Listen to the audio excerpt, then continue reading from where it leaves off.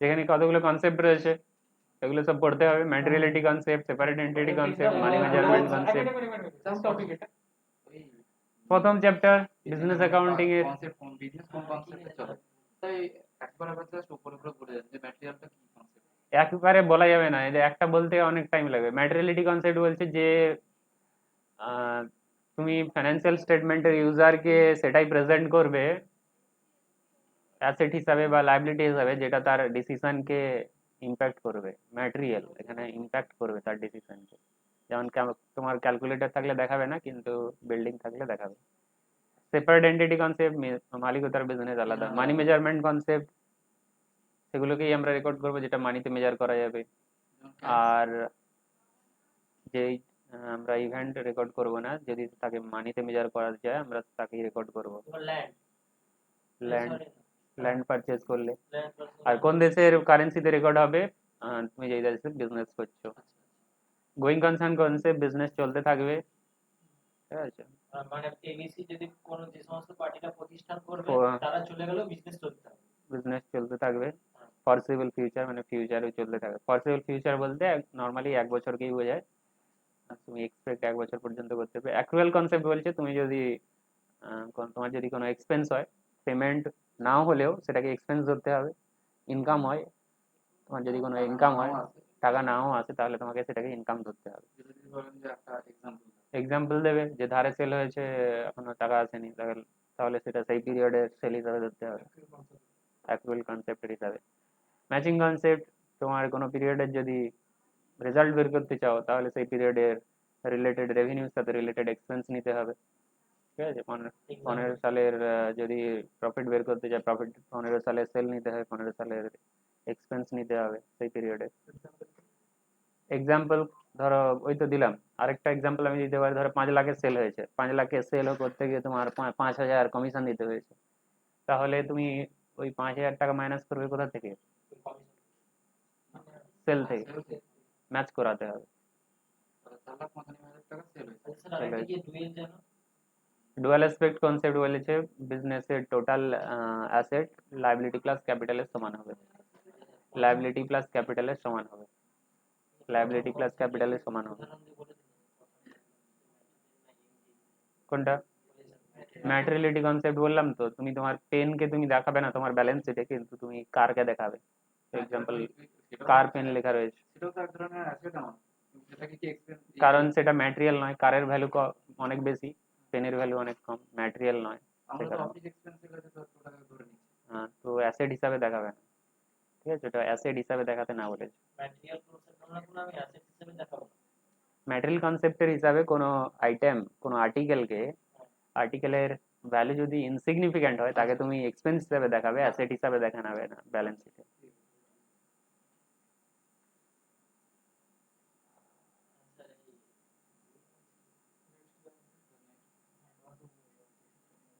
বেশি বুঝতে পারবো তো।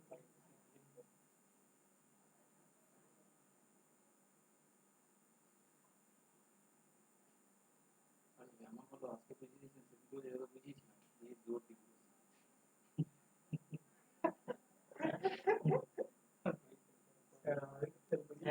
আমি এখনো বলছি স্যার, আপনি এক পাওয়ার মতো কোশ্চেন করবেন। যখন আমরা আগেবারে দিতে পারি, আপনি কোশ্চেন করে গেলেন, আমরা বললাম পারবো না পারবো না। এখানে ভুলটা যাতে আগেবারে যদি জিরো পেয়ে থাকি, এবারে যদি জিরো পাই, গার্জেন করে। হ্যাঁ সেটা বলে জানি না, স্যারকে জিজ্ঞেস ওই করো। জন্যই বলছি স্যার, স্যারের হিসাবে তো হবে। না স্যার, আপনারও কি ভালো লাগে? আপনি কোশ্চেন করলেন, আমরা প্রত্যেকদিনই বললাম না পারবো না পারবো না। ওই কি ভালো লাগে পারবো না কোশ্চেন আমরা বলি না, আমরা ক্লিয়ার কোশ্চেন বলতে পারবো। যাই হোক, না বলতে পারলেও এক দিয়ে দেবেন, গার্জেনটা দিয়ে থাকতে হবে। আচ্ছা, ক্যাপিটাল এক্সপেন্ডিচার। ক্যাপিটাল এক্সপেন্ডিচার কি আছে? ক্যাপিটাল এক্সপেন্ডিচার বলতে যার বেনিফিট মোর দেন ওয়ান অ্যাকাউন্টিং ইয়ার পাবে। কোনো অ্যাসেট যদি কোনো অ্যাসেট পারপাসে যদি খরচা করো, তাহলে সেই খরচা করার ফলে যদি অ্যাসেটের এফিসিয়েন্সি বেড়ে যায়, তাহলে সেই এক্সপেন্ডিচারকে ক্যাপিটাল এক্সপেন্ডিচার বলা হবে। যদি কোনো যেমন গাড়ি কিনলাম, ক্যাপিটাল এক্সপেন্ডিচার বেনিফিট নর্মালি 1 বছরের বেশি সময় ধরে বেনিফিটটা পেয়ে থাকো, ল্যান্ড বিল্ডিং কেনা। ল্যান্ড বিল্ডিং আরো বলা হয়েছে যে ক্যাপিটাল এক্সপেন্ডিচার সেটাকে বলা হবে যদি কোনো অ্যাসেট পারপাসে খরচা হয়, মানে অ্যাসেটের রিলেটেডে সেটা খরচা হয়, তাহলে সেই এক্সপেন্ডিচার কি করবে? অ্যাসেটের এফিসিয়েন্সি বাড়িয়ে দেবে বা অ্যাসেটের আর্নিং ক্যাপাসিটি বাড়িয়ে দেবে। এগুলো হচ্ছে পয়েন্ট। যেমন পেট্রোল ড্রাইভেন ইঞ্জিন থেকে তুমি ডিজেল ড্রাইভিং ইঞ্জিনে কনভার্ট করাচ্ছে, কারণ কি এফিসিয়েন্সি বেড়ে যাবে বলে, তাহলে এটা ক্যাপিটাল এক্সপেন্ডিচার হবে। আর সিনেমা হলের ক্যাপাসিটি বাড়িয়েছো, তার ফলে কি হবে, সিনেমা হলের রেভিনিউ আর্নিং ক্যাপাসিটি বেড়ে যাবে। সিনেমা হলের কি হ্যাঁ, বললেন? হ্যাঁ। ক্যাপিটাল সিনেমা হলে সিটিং ক্যাপাসিটি বাড়িয়েছো, তার মানে সিটিং ক্যাপাসিটি বাড়ানোর জন্য যে খরচা সেটা কি হলো, ক্যাপিটাল এক্সপেন্ডিচার, কারণ তার রেভিনিউ আর্নিং ক্যাপাসিটি বেড়ে গেল। সেকেন্ড হ্যান্ড মেশিনকে সেকেন্ড হ্যান্ড মেশিনকে আপডেট করা ক্যাপিটাল এক্সপেন্ডিচার। তার যদি তার এফিসিয়েন্সি বাড়ে। Revenue expenditure day to day expenditure, এটা তোমার বিজনেসের স্মুথ রানিং এর জন্য তুমি করছো। সেলস, যেমন ঠিক আছে। ওয়েজেস পেড, এগুলো। হ্যাঁ, এক্সাম্পল রয়েছে। স্যার আমি যদি বলি স্যার রিসার্চটাও তো আমার ক্যাপিটালে বলতে ডে টু ডে মেনটেন করার জন্য বিজনেস মেনটেন্যান্সের জন্য করছো। Paid income. আর ডেফার্ড রেভিনিউ এক্সপেন্ডিচার নেচারটা হচ্ছে রেভিনিউ এক্সপেন্ডিচার, বেনিফিটটা পাচ্ছ অনেক বছর ধরে, এক বছরের বেশি সময়। 1 বছরের বেশি সময় ধরে। নর্মালি কি নতুন যখন প্রোডাক্ট লঞ্চ করছো, নতুন মার্কেটে যখন ঢুকছো, তখন তোমাকে অ্যাড দিতে হচ্ছে, তার নেচারটা অ্যাডভার্টাইজমেন্ট এক্সপেন্স, সেটা হচ্ছে রেভিনিউ এক্সপেন্ডিচার, কিন্তু তার বেনিফিটটা মোর দেন 1 অ্যাকাউন্টিং ইয়ারে পাচ্ছ, সেই জন্য এর নাম হলো ডেফার্ড রেভিনিউ এক্সপেন্ডিচার। নতুন প্রোডাক্ট লঞ্চ করলে তার যে অ্যাডভার্টাইজমেন্ট এক্সপেন্স, বা নতুন মার্কেটে ঢুকলে তার যে অ্যাডভার্টাইজমেন্ট এক্সপেন্স, সেটাই হচ্ছে ডেফার্ড রেভিনিউ এক্সপেন্ডিচার। বুধবার স্যালারি পাওয়াতে রোডে দুটো একবার দিবে কিন্তু পাবে না। তারপরে আর কি রয়েছে? তিন ধারা। এগুলো সব এক্সাম্পল রয়েছে। ছেড়ে ওই দিন। তো বেশি করে দিয়ে দিয়েছিল। ক্যাপিটাল রিসিপ্ট হচ্ছে তোমার, রেভিনিউ রিসিপ্ট হচ্ছে যেগুলো তোমার ডে টু ডে বিজনেস থেকে পাচ্ছ, যেমন interest income, sale of goods. Capital receipt হচ্ছে যেগুলো তোমার রেভিনিউ রিসিপ্ট নয়, সেগুলো হচ্ছে ক্যাপিটাল রিসিপ্ট। যেমন বিল্ডিং সেল করে যে টাকাটা পাচ্ছ, ইনভেস্টমেন্ট সেল করে যে টাকাটা পাচ্ছ, সেটা হচ্ছে capital receipt. Mainly sir fixed capital fixed asset বিক্রি করলে যেটা হচ্ছে হ্যাঁ, যেটা রেভিনিউ রিসিপ্ট নয়, এক্সাম্পল, তাহলে রেভিনিউ রিসিপ্ট তোমার যদি জানা থাকে যেটা রেভিনিউ রিসিপ্ট নয়, সেটা হচ্ছে ক্যাপিটাল রিসিপ্ট। সেটা তো বলে দেওয়া সহজ, যে আবার বলে দেন। তাহলে রেভিনিউ রিসিপ্ট বলে তুমি বলবে যেগুলো নর্মাল বিজনেস অ্যাক্টিভিটি থেকে পাচ্ছ, যেমন in the course of normal business activity earning হচ্ছে থাকছে, যেমন sales, discount receive, interest receive, এগুলো তো normal day to day business activity থেকে পাচ্ছ রেভিনিউ রেভিনিউ। রেভিনিউ বেশি আর কি আছে, অ্যাকাউন্টিং রকম অনেক চ্যাপ্টার আছে, এত বলা যাবে না। হালকা হালকা করে শুরু আপনি যেরকম করে বেরিয়ে যাচ্ছেন ওরকম ঠিক আছে। দেখতে তিনটে হয়ে গেল। এরকম করে competition অনেক টাইম আছে স্যার আজকে। অনেক টাইম আছে আজকে। আচ্ছা, পারচেজ করার প্রসেস কি আছে? পারচেজ করতে গেলে প্রথমে তোমাকে কোটেশন পাঠাতে হবে, কোটেশন ইনভাইট করতে হবে, ওরা কোটেশন পাঠাবে, তারপরে তুমি purchase order কম্পেয়ার করে পারচেজ অর্ডার পাঠাবে, যেটা বেনিফিট হবে। কোটেশন অনেকগুলো পাঠিয়েছে, কম্পেয়ার করে যেটা বেনিফিট হবে তোমার, সেটাতে পারচেজ অর্ডার পাঠাবে সেই সাপ্লায়ারকে। তারপর ওরা চালান পাঠাবে গুডস এর সাথে। আর ওরা যদি অন্য ট্রান্সপোর্টারের থ্রু দিয়ে পাঠায়, তাহলে কনসাইনমেন্ট নোট পাঠাবে। মানে নিজের ট্রান্সফার না। না, হ্যাঁ, আর তুমি গুডস রিসিভ করে নিলে গুডস রিসিভ নোট পাঠাবে, তুমি ইস্যু করবে। তারপরে ওরা বিল ইস্যু করবে বা ইনভয়েস ইস্যু করবে, যদি ক্যাশে সেল হয় ক্যাশ মেমো ইস্যু হবে, ঠিক আছে, ওরা ইস্যু করবে। ডেবিট নোট, ক্রেডিট নোট, যদি গুডস রিটার্ন করো, তুমি ডেবিট নোট দেবে, ওরা ক্রেডিট নোট দেবে। আর তুমি পেমেন্ট করলে মানি রিসিপ্ট নেবে। ডেবিট নোট দিতেও তুমি গুডস রিটার্ন যদি করো, ডেবিট নোট, আচ্ছা। আর ওরা তাহলে তার এগেনস্টে ক্রেডিট নোট দেবে। মানে ডেবিট money নোট receipt- পাঠিয়ে দেবে না ওর কাছে, তুমি গুডস রিটার্ন করবে, তো গুডসটাও পাঠাবে, সাথে সাথে ডেবিট নোটও পাঠাবে, ঠিক আছে? তারপর তুমি পেমেন্ট করলে মানি রিসিপ্ট, নেট রিটার্ন বাদ দিয়ে যে টাকাটা হলো money receipt. Credit note sale return, ওর দিক থেকে দেখলে কি হবে, সেল রিটার্ন হবে, ও তাহলে ক্রেডিট নোট দেবে। মানি রিসিপ্ট, তুমি পেমেন্ট করলে মানি রিসিপ্ট পাবে, পেমেন্ট হতে পারে চেকের থ্রু দিয়ে, এনইএফটি থ্রু দিয়ে, আরটিজিএস এর থ্রু দিয়ে। যদি চেক পেয়ে থাকো, কোথায় জমা করবে? ব্যাংকে। ব্যাংকে জমা করবে, তার জন্য ডিপোজিট স্লিপ। আচ্ছা স্যার এটা কি এটা তো আমি করবো না, সে করবে। কোনটা? ডিপোজিট দিয়ে তো করবে। ডিপোজিট করলে না আমি কার্ড থ্রু দিয়ে হ্যাঁ। করছি, সেটা আলাদা বিষয়। স্যার আমি বলছি কি, এই যে বর্তমান ডিডি এনইএফটি, ওইটা একটু বলুন। চেকটা বললেন, চেকের থ্রু দিয়ে, আর একটা হচ্ছে ডিডি ডিমান্ড ড্রাফট। এগুলো থ্রু দিয়ে তুমি যদি পেমেন্ট করো, তুমি যদি পেমেন্ট রিসিভ করো, সাপোজ তুমি সেলার, তাহলে তোমাকে জমা করতে হবে, তার জন্য ডিপোজিট স্লিপ। এগুলো তো ডাইরেক্টলি ব্যাংকে জমা হয়, এর জন্য ডিপোজিট স্লিপ লাগে না, আর এনইএফটি আছে। এই মুহূর্তে এদের ডিটেইলসটা একটু বলে দেন। এনইএফটি টার জন্য আমাদের ফর্ম ফিল আপ করতে হচ্ছে এনইএফটির জন্য আমরা পরে যাচ্ছি, নিচে আছে এনইএফটি। ঠিক আছে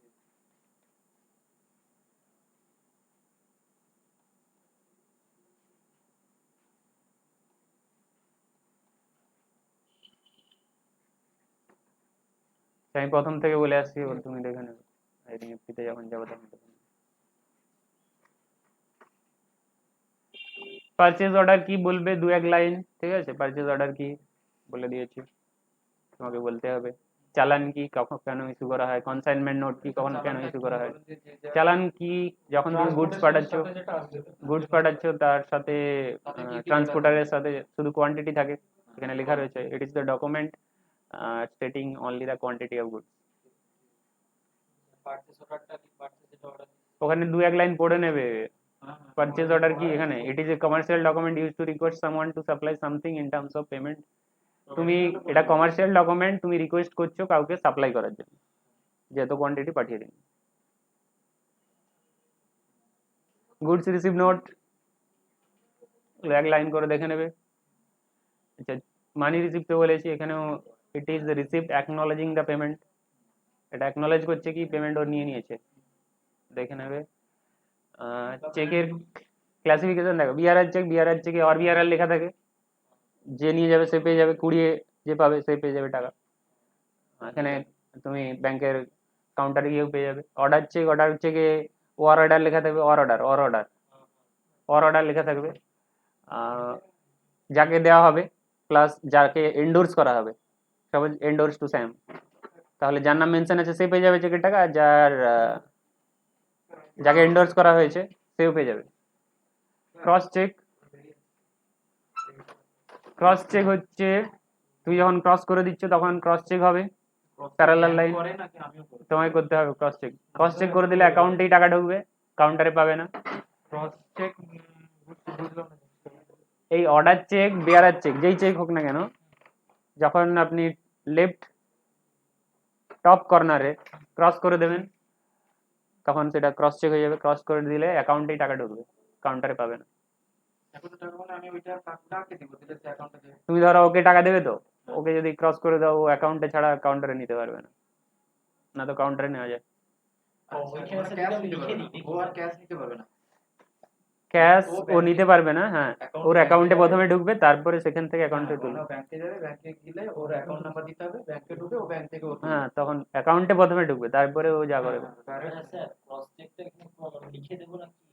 ক্রস চেক নিচে আছে এক্সাম্পলে কিভাবে লিখতে হয়। ক্রস চেক বানানোতে গেলে কি করতে হবে, এই যে অ্যাকাউন্ট পে লেখা আছে, অ্যাকাউন্ট পেজ বলতে ডবল কি cross? এইভাবে ক্রস করে দিয়ে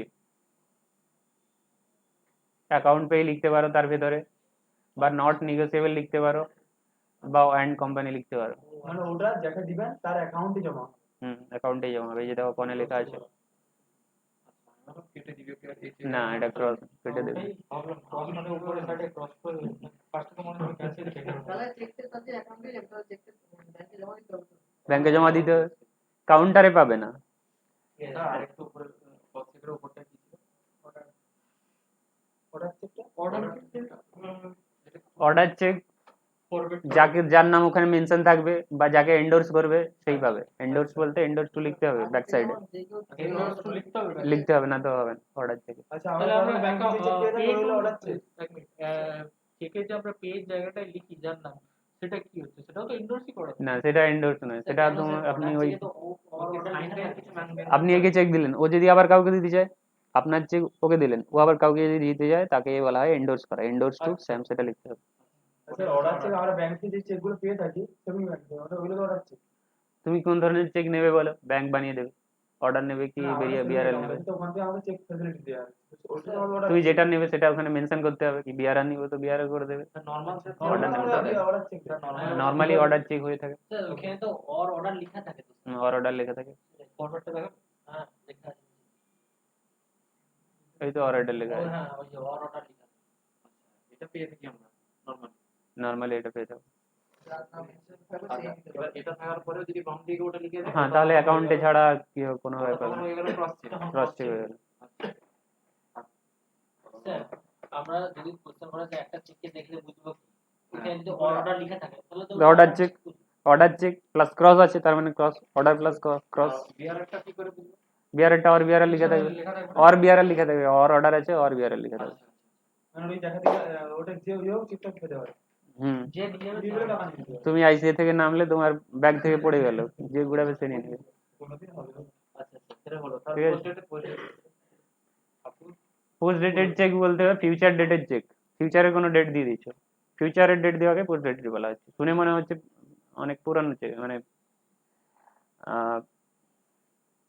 পাস্টের ডেট, পাস্টের ডেট নয়, ফিউচারের ডেট, ফিউচারের ডেটকে বলা হচ্ছে পোস্ট ডেট। স্যার আমি বলছি এই যে বর্তমানে আমরা তিনটা পড়লাম, তিনটা ভ্যালিডিটি তো 3 মাস, তার ভ্যালিডিটি 3 মাস। আর পোস্ট ডেটের কি 3 মাস থাকছে?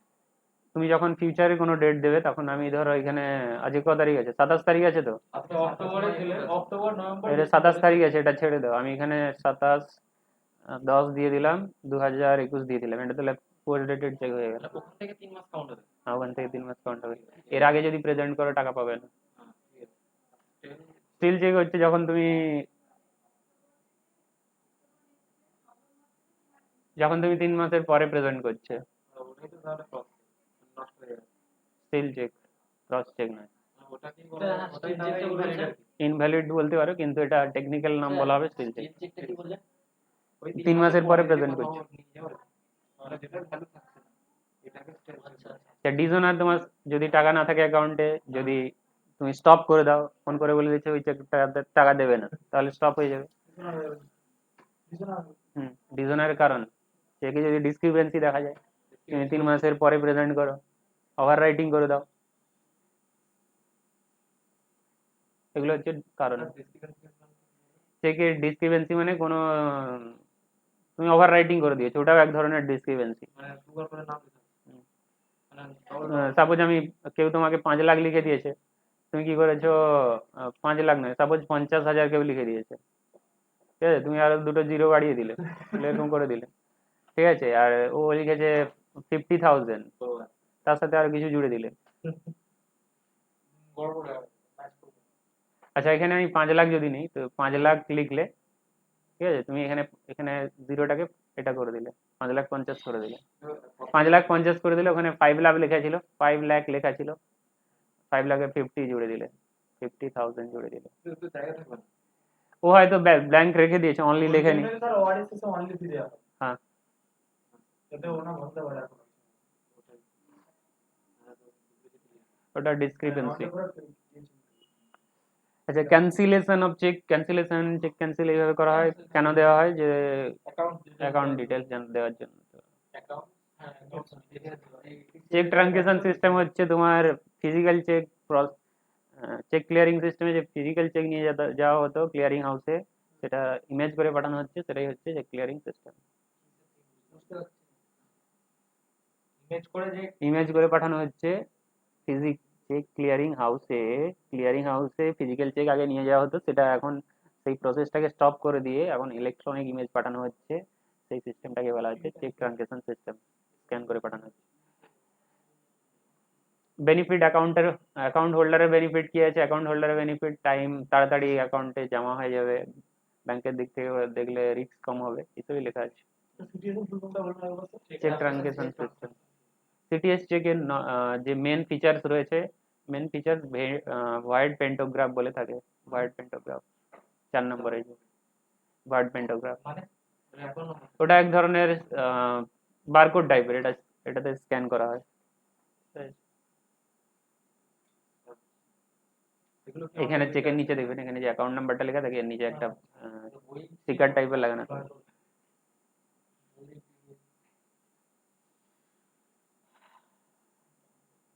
এটা হচ্ছে এমআইসি, ম্যাগনেটিক ক্যারেক্টার দেখুন। এটা তো বলতে পারি। এমআইসিআর এটা ব্যাংক ইউজ করে টাকা ট্রান্সফারের জন্য, কাস্টমার কি ইউজ করে আইএফএসসি কোড, ব্যাংক ইউজ করে এমআইসিআর কোড টাকা ট্রান্সফারের জন্য। এর 9টা ডিজিট রয়েছে, প্রথম 3টে সিটি কোড, তারপর 3টে ব্যাংক কোড, তারপরে 3টে branch code. MICR code, IFSC code 11, code কোথায় লেখা থাকে চেকে? চেকের এই যে সেকেন্ডটা হচ্ছে এমআইসিআর কোড। স্যার এই যে বলছি যে ম্যাগনেটিক রিকগনাইজেশন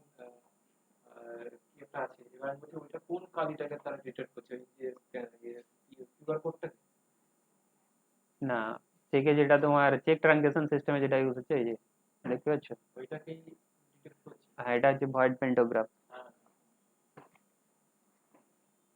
স্যার আমাদের যে একটা বই দিয়েছিল চালান টালান সব কিছু লেখা থাকবে। হ্যাঁ ওটা তো ঠিক বললাম না। ওটা নিজেরা ফিল আপ করবে। অনেকগুলো কিছু আছে আমরা জানি না। আর কি আছে এক্সট্রা? স্যার এখানে কেউ দিচ্ছে না, আমরা কি করে fill up করবো? আমরা তোমার পেন আছে? তোমার পেন নেই? আছে। তুমি ফিল আপ করো, না পেন্সিলে করো। স্যার, বাদ দিন স্যার, বাদ দিন স্যার, বাদ দিন স্যার, আপনি এখানে আইসিসিটা একটু বলে দিন। আইপিএস কোড হচ্ছে 11 ডিজিটের, প্রথম 4টে ব্যাংক কোড ইন্ডিকেট করবে, তারপরে 5th ক্যারেক্টার 0 ইন্ডিকেট করবে, তারপরে 6টা ইন্ডিকেট করবে ব্রাঞ্চ কোড। স্যার, কি কি বললেন? প্রথমটা ব্যাংক কোড। এটা রিভিশন হচ্ছে, তোমাকে যদি আমি সবই হ্যাঁ, বলে দিতাম ঠিক তো আছে, তাহলে কোন ব্যাংকের ওই কোড, তারপরে প্রথম 4টে ইন্ডিকেট করবে ব্যাংক কোড, তারপরে 0, তারপরে থাকবে 0, তারপরে 6টা থাকবে ব্রাঞ্চ কোড। ব্রাঞ্চ কোন জায়গায় আছে, মেডিকেলে আছে। হ্যাঁ না 5 মাসের কোড। এতদিনে তো 5 মাস করবেন না, দেখা উচিত। আরটিজিএস করতে গেলে কি প্রসেস রয়েছে? ব্যাংক থেকে কালেক্ট করতে হবে, ফর্ম ফিল আপ করতে হবে, চেক অ্যাটাচ করতে হবে, মেন পয়েন্ট চেক অ্যাটাচ করতে হবে, হ্যাঁ, এটা জানি আপনি। তারপরে ব্যাংকে সেটা জমা করে দিতে হবে। আমি আসলে যাবো। Demand draft pay order demand ড্রাফটের মধ্যে ডিফারেন্স কি আছে? পে অর্ডার ডিমান্ড ড্রাফট দুটোই তুমি করবে, তোমার যদি অ্যাকাউন্ট না থাকে তখন তুমি করবে, আচ্ছা ব্যাংক ঠিক আছে? বা কোনো ইনস্টিটিউট ডিমান্ড করেছে পে অর্ডার চাই বা ডিমান্ড ড্রাফট চাই। পে অর্ডার ডিমান্ড ড্রাফটের মধ্যে ডিফারেন্স কি রয়েছে? কি পে অর্ডার তোমার উইদিন দ্য সিটি তুমি যখন টাকা পাঠাচ্ছ তখন পে অর্ডার, যদি আউটসাইড দ্য সিটিতে পাঠাও তাহলে হবে ডিমান্ড। Demand draft. মানে নিজের সিটির জন্য পিওর। হুম। নিজের সিটির বাইরে যদি হয় demand. Pay slip, deposit slip তো জানোই, ভাউচার, ভাউচার জানোই যে কোনো ইনডাইরেক্ট এক্সপেন্সের জন্য। হ্যাঁ, একটা বলুন। দাদা? ভাউচার যে কোনো ইনডাইরেক্ট এক্সপেন্সের জন্য ছোটখাটো, স্যার নিজের সিটির জন্য উইথিন দ্য সিটি টাকা পাঠালে pay order, outside the city ধরো কলকাতা থেকে তুমি মুম্বাইতে পাঠাবে, আউটসাইড দ্য সিটি তাহলে demand draft.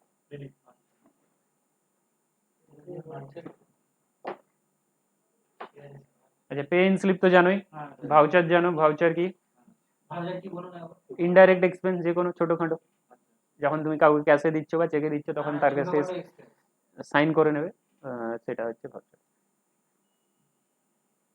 Confirmation of accounts কি? কনফার্মেশন অ্যাকাউন্ট যখন তুমি ডেটরস এর কাছ থেকে বলবে কি তোমার অ্যাকাউন্টস পাঠাও, আমি যে তোমাকে সারা বছর ধরে সেল করেছি, ওর সাথে সাপোজ তোমার অ্যাকাউন্টস এর মিসম্যাচ হচ্ছে না, তখন ওকে বলতে হবে যে তোমার অ্যাকাউন্টস পাঠাও, মানে তুমি যেটা আমার নামে মেনটেন করছো। আচ্ছা স্যার, ব্যাংকের সঙ্গে যখন একটা কোম্পানির পাসবুক আছে তখন হচ্ছে ব্যাংক এনপিআর, আর যখন একটা কোম্পানির সাথে একটা কোম্পানি তখন এটা। হ্যাঁ ওকে পাঠাতে হয় কনফার্মেশন অফ অ্যাকাউন্টস, আর এর যে রিকনসিলিয়েশন হয় ওটা ডেটরস রিকনসিলিয়েশন অ্যাডভান্স অ্যাকাউন্টসে রয়েছে, ডেটরস রিকনসিলিয়েশন। তোমাকে এটা মনে রাখতে হবে যে ওটাকে কনফার্মেশন অফ অ্যাকাউন্টস বলে।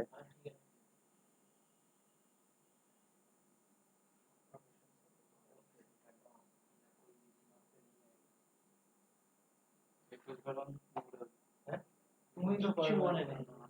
নাইনটি পেয়েছো, আমি কথাবার্তা তাও না না ঠিক আছে, তা আমি না পারবে। আমি হেল্প করবো, কেউ পড়েনি। স্যারকে বলছি স্যার আপনি একবার মতো কোশ্চেন জিজ্ঞেস করবেন। আপনাকে ভালো লাগবে, আমার কিছু কিছু করতে না।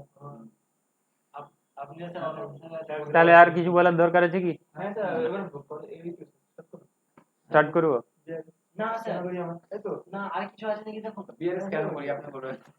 হ্যাঁ, বিআরএস কেন করি? বিআরএস তো দরকার। ও branch reconciliation statement bank reconciliation. আসি স্যার, না স্যার হ্যাঁ ব্যাংক রিকনসিলিয়েশন লাগবে না। ব্যাংক রিকনসিলিয়েশন কেন বানানো হয়? যদি তোমার balance, bank balance as per cashbook as per passbook mismatch থাকে বানাতে হয়। অবজেক্টিভ কি কি রয়েছে? অবজেক্টিভ তুমি এই রিকনসিলিয়েশন বানিয়ে জানতে পারবে যে তোমার অ্যাকাউন্টে সব চেক জমা হচ্ছে কি হচ্ছে না, সাবজেক্ট যত চেক ব্যাংকে জমা করেছো সবগুলো জমা হচ্ছে কি হচ্ছে না তুমি জানতে পারবে যদি রিকনসিলিয়েশন বানাও, কম্পেয়ার করো পাসবুক ক্যাশবুকের মধ্যে। তুমি যে ক্যাশবুকের, difference between passbook and cashbook. হ্যাঁ ডিফারেন্স থাকবে, ব্যালেন্সের ডিফারেন্স থাকলে তখনই বানাতে হবে।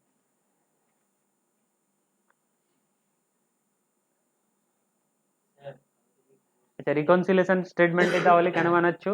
এখান থেকে অবজেক্টিভ কি রয়েছে ওটা তো বলেছি, কেন বানাচ্ছি? মিসম্যাচ থাকলে বানাবে।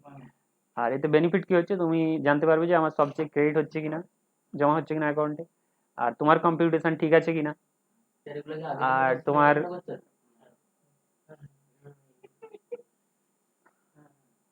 চুপ করো না, এরকম আমাদের স্যার পুরো মিস করে গেল। না না আচ্ছা আচ্ছা তারপরে স্যার বলুন স্যার বলুন। আর ব্যাংক যে যে পেমেন্ট করেছে সেগুলো ঠিকঠাক অ্যাকাউন্টে দেখানো হচ্ছে কিনা, ঠিক আছে, ওপেনিং ব্যালেন্স, ক্লোজিং ব্যালেন্স, ব্যাংকের যে মান্থের এন্ডের ব্যালেন্স ওপেনিং এ ঠিকঠাক আসছে কিনা সেটাও জানতে পারবে। আচ্ছা, কি কি কারণে দু একটা এক্সাম্পল বলো যার ফলে মিসম্যাচ হতে পারে, যেমন চেক পাঠিয়েছো কিন্তু ব্যাংক জমা করেনি এখনো, কাস্টমার ডাইরেক্টলি জমা করে দিয়েছে, আমরা তুলিনি। তোমাকে ইনফর্ম করেনি, ব্যাংক ইন্টারেস্ট জমা করে দিয়েছে কিন্তু তুমি, তোমার কাছে ইনফরমেশন নেই কখন জমা করেছে, কবে জমা করেছে, ব্যাংক ইনচার্জ করেছে ইন্টারেস্ট, এইসব হচ্ছে এক্সাম্পল। আপনাকে এই উত্তরটি দেবো। বাকি যদি বলার মোর ইনফরমেশন তো আছে ক্লাসের ডেটটা দিই। দুষ্ট আইডিয়া আছে স্যার, আপনার থেকে কোশ্চেন রেপ্রিসিয়েশন করুন না, ক্যাশ সব জায়গা থেকে কোনো ছাড় নেই। আরে স্যার যেগুলো বলছে সেগুলো একদম আসবে। আপনি তো স্যার সুযোগ পাবেন দু তিনটে কোশ্চেন ধরার। কোনো চাপ নেই স্যার। আচ্ছা, ডেপ্রিসিয়েশন কি কারণে হয়ে থাকে, wear and tear, exhaustion, obsolescence, passage of time, এইসব কারণে হয়ে থাকে। আমরা অ্যাসেট ইউজ করি তার ডেপ্রিসিয়েশন কি কি কারণে হয়ে থাকে, ওয়ার এন্ড টিয়ার ইউজ করছো সে কারণে ডেপ্রিসিয়েশন হয়ে থাকে, এক্সহস্টন কোনো অ্যাসেট থেকে যদি ধরো কয়লা থেকে তুমি কয়লা খনি থেকে কয়লা বের করতে আসো তাহলে তার ভ্যালু কমবে কি কমবে না, কমবে, ওটা হচ্ছে এক্সহস্টন। প্যাসেজ অফ টাইম, টাইম যেই চলতে থাকে চলে যায়, একটা মেশিন কিনে ফেলে রেখেছে, টাইম চলে যাচ্ছে তাহলে তার ভ্যালু কমবে কি কমবে না, কমবে। অবসোলেশন, টেকনোলজি চেঞ্জ হয়ে গেছে তার ফলে কমবে। চার্জ করার দরকার কি ডেপ্রিসিয়েশন না, প্রফিট তুমি যদি না চার্জ করো প্রফিট ঠিকঠাক জানতে পারবে না, তোমার অ্যাসেটের ভ্যালু ঠিকঠাক দেখাবে না। True and fair presentation of financial position, financial position বলতে অ্যাসেট লায়াবিলিটি পজিশন, অ্যাসেট যদি তুমি ঠিকঠাক ডেপ্রিসিয়েশন মাইনাস করে না দেখাও তাহলে কি ফাইন্যান্সিয়াল পজিশন ঠিকঠাক দেখাবে, দেখাবে না। প্রফিট জানতে গেলে, ফাইন্যান্সিয়াল পজিশন ঠিকঠাক জানতে গেলে, অ্যাসেটকে যদি রিপ্লেস করতে হয় তাহলে কি করতে হবে, ডেপ্রিসিয়েশন চার্জ করে টাকা সরিয়ে রাখতে হবে, প্রফিট কমিয়ে রাখতে হবে। যদি প্রফিট বেশি রাখো তাহলে কি হবে, শেয়ার হোল্ডার বলবে প্রফিট আছে টাকা দাও, ডিভিডেন্ড ডিক্লেয়ার করো। তাহলে রিপ্লেস করতে গেলে অ্যাসেটকে ডেপ্রিসিয়েশন চার্জ করতে হবে। ম্যাচিং কনসেপ্ট, ম্যাচ করাতে গেলে ম্যাচিং কনসেপ্ট বলেছিল যে কোনো পিরিয়ডের রেভিনিউর সাথে কোনো পিরিয়ডের এক্সপেন্স তোমাকে মাইনাস করতে হবে, এক্সপেন্সটা মাইনাস করতে হবে, তার মানে ডেপ্রিসিয়েশন যে পিরিয়ডে সেই পিরিয়ডে মাইনাস করতে হবে। তাহলে এইসব কারণে ডেপ্রিসিয়েশন চার্জ করা হয়ে থাকে।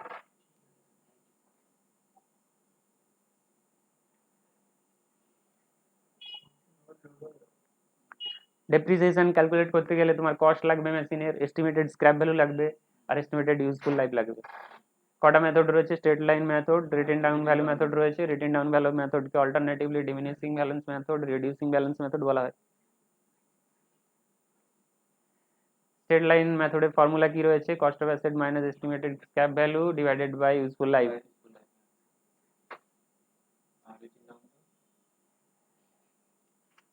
রিটেন ডাউনের কোনো মেথড ওইভাবে কোনো ফর্মুলা নেই, ওখানে পার্সেন্টেজ করা হয়, অ্যাসেটের যে ডাব্লিউডিভি রিটেন ডাউন ভ্যালু সেটার সাথে রেট অফ ডেপ্রিসিয়েশন মাল্টিপ্লাই করা হয়। রিটেন ডাউন ভ্যালু বলতে কি না, কস্ট অফ অ্যাসেট থেকে তুমি যদি ডেপ্রিসিয়েশন বাদ দিয়ে দাও তাহলে তুমি পাবে রিটেন ডাউন ভ্যালু অ্যাসেটের।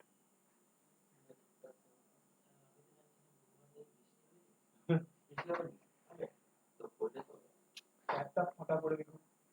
আচ্ছা, ডেপ্রিসিয়েশন যখন চার্জ করা হয় তখন এন্ট্রি কি হয়, ডেপ্রিসিয়েশন টু অ্যাসেট। যখন প্রভিশন মেথডে তুমি এন্ট্রি করো, provision for depreciation depreciation account debit to provision for depreciation, ডেপ্রিসিয়েশনকে অলওয়েজ কোথায় পাঠিয়ে দাও, প্রভিশন ফর ডেপ্রিসিয়েশন অ্যাকাউন্টে পাঠিয়ে দাও। প্রভিশন মেথড আর মানে অ্যাকাউন্টিং এ দুটো মেথড রয়েছে, provision method, direct method. Provision method direct মেথডে ডিফারেন্স কি আছে, প্রভিশন মেথডে তুমি অ্যাসেটকে মানে ডেপ্রিসিয়েশনটাকে অ্যাসেটে ডাইরেক্টলি চার্জ করো না, কিন্তু ডাইরেক্ট মেথডে তুমি অ্যাসেটটা ডেপ্রিসিয়েশনটাকে অ্যাসেটে ডাইরেক্টলি চার্জ করো, যেমন ডেপ্রিসিয়েশন টু অ্যাসেট, তার মানে অ্যাসেটের ভ্যালু কমে গেল। কিন্তু প্রভিশন মেথডে depreciation to provision for depreciation, তার ফলে ডেপ্রিসিয়েশন অ্যাসেটে ডাইরেক্টলি চার্জ হলো না। ডিসপোজাল অ্যাকাউন্ট করে রাখি। ডেপ্রিসিয়েশন ডেপ্রিসিয়েশন অ্যাকাউন্টিং এর দুটো মেথড আছে, একটা হচ্ছে ডাইরেক্ট আর একটা হচ্ছে প্রভিশন। ডাইরেক্ট মেথডে তুমি অ্যাসেটের ভ্যালুস কে কমিয়ে দিচ্ছ ডেপ্রিসিয়েশনের জন্য, তার জন্য এন্ট্রি হচ্ছে ডেপ্রিসিয়েশন টু ফিক্সড অ্যাসেট, অ্যাসেটের ভ্যালু কমে গেল। কিন্তু প্রভিশন মেথডে তুমি ওইটা করছো না, ওখানে তুমি কি করছো হ্যাঁ প্রভিশনে সরিয়ে রাখছো, যখন অ্যাসেট সেল হবে তখন কম্পেয়ার করবে কত ডেপ্রিসিয়েশন হয়েছে আর কত টাকায় সেল হয়েছে, সেই হিসাবে তুমি প্রফিট বের করবে।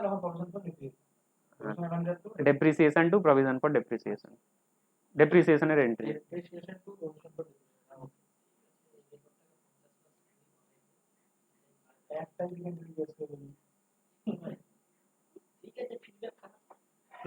তুমি ডেপ্রিসিয়েশন যদি প্রফিট এন্ড লসে পাঠাও তখন জার্নাল এন্ট্রি কি হয়?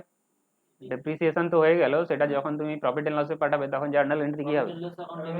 Profit and loss account debit to depreciation.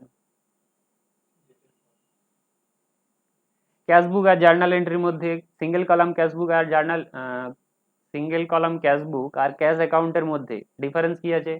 Single column cashbook আর ক্যাশ অ্যাকাউন্টের মধ্যে ডিফারেন্স কি আছে? সিঙ্গেল কলাম ক্যাশবুক আর ক্যাশ অ্যাকাউন্টের মধ্যে ডিফারেন্স কি আছে? সিঙ্গেল কলাম ক্যাশবুকে দুটো থাকে column, single column cashbook double নয়। শুধু ক্যাশ থাকবে আর ওই এন্ট্রি গুলো থাকবে।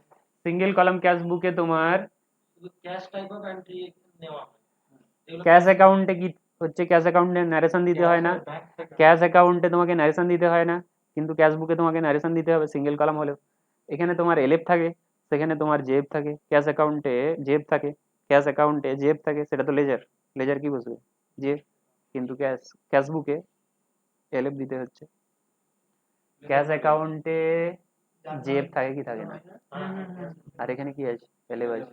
এখানে ন্যারেশন দিতে হয়, ওখানে ন্যারেশন দিতে হয় না। ক্যাশ অ্যাকাউন্টে যে কোনো অ্যাকাউন্টে ন্যারেশন দাও, যে কোনো অ্যাকাউন্টে ন্যারেশন দাও, লেজার অ্যাকাউন্ট যে বানাও অতগুলো ন্যারেশন দাও না, কিন্তু ক্যাশবুকে ন্যারেশন দিতে হয় কি হয় না, এটাই হচ্ছে ডিফারেন্স।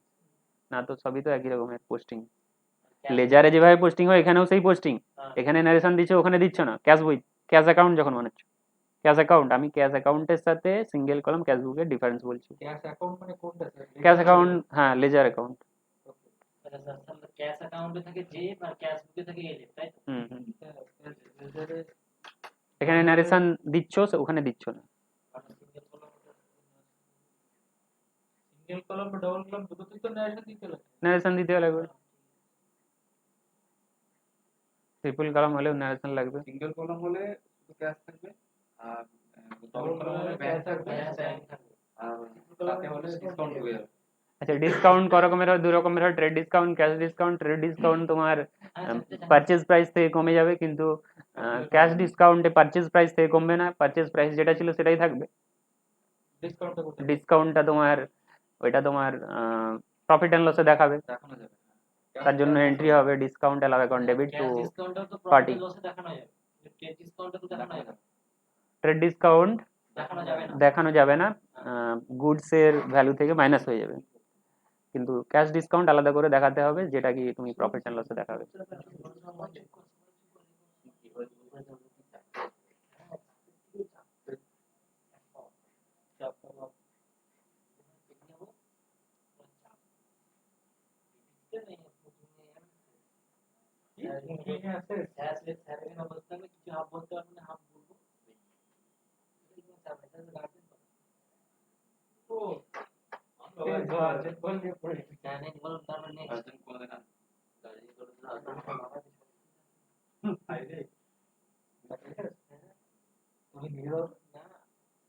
লোন নিয়েছে, হ্যাঁ তো তো লোনটা সরকার ডাইরেক্ট এখান থেকে কোনো লোন ইস্যু হবে স্টুডেন্ট হবে না, হবে না, এটা পেয়ে গেছে ও। আচ্ছা ট্রায়াল ব্যালেন্স কেন প্রিপেয়ার করা হয়? ট্রায়াল ব্যালেন্স প্রিপেয়ার করা হচ্ছে লেজার অ্যাকাউন্টের ব্যালেন্স ম্যাচ করার জন্য। ট্রায়াল ব্যালেন্স কেন করা হচ্ছে? ম্যাথমেটিক্যাল অ্যাকুরেসি চেক করার জন্য, টোটাল ডেবিট টোটাল ক্রেডিট সমান আছে কি নেই, ডেবিট ক্রেডিট সাইড মেলানোর জন্য ম্যাথমেটিক্যাল অ্যাকুরেসি চেক করার জন্য, ম্যাথমেটিক্যাল অ্যাকুরেসি চেক করার জন্য। সাসপেন্স অ্যাকাউন্ট কাকে বলে বলেছে? সাসপেন্স অ্যাকাউন্ট একটা অ্যাকাউন্ট যেখানে তোমার সাসপেন্স হয়ে থাকছে, তুমি যখন পার্টিকুলারলি কোনো অ্যাকাউন্ট আইডেন্টিফাই করতে পারছো না, তোমার মিসম্যাচ আসছে, তুমি একটা অ্যাকাউন্টে টেম্পোরারিলি দিয়ে রাখলে, যে সাসপেন্স অ্যাকাউন্ট দিয়ে মিলিয়ে রাখলে পরে যখন তুমি আরো ডিটেল স্টাডি করলে খুঁজে পেলে যে এই কারণে আমার মিসম্যাচ হচ্ছিল, তখন সেই অ্যাকাউন্টটা রিপ্লেস করে দিলে। ঠিক আছে।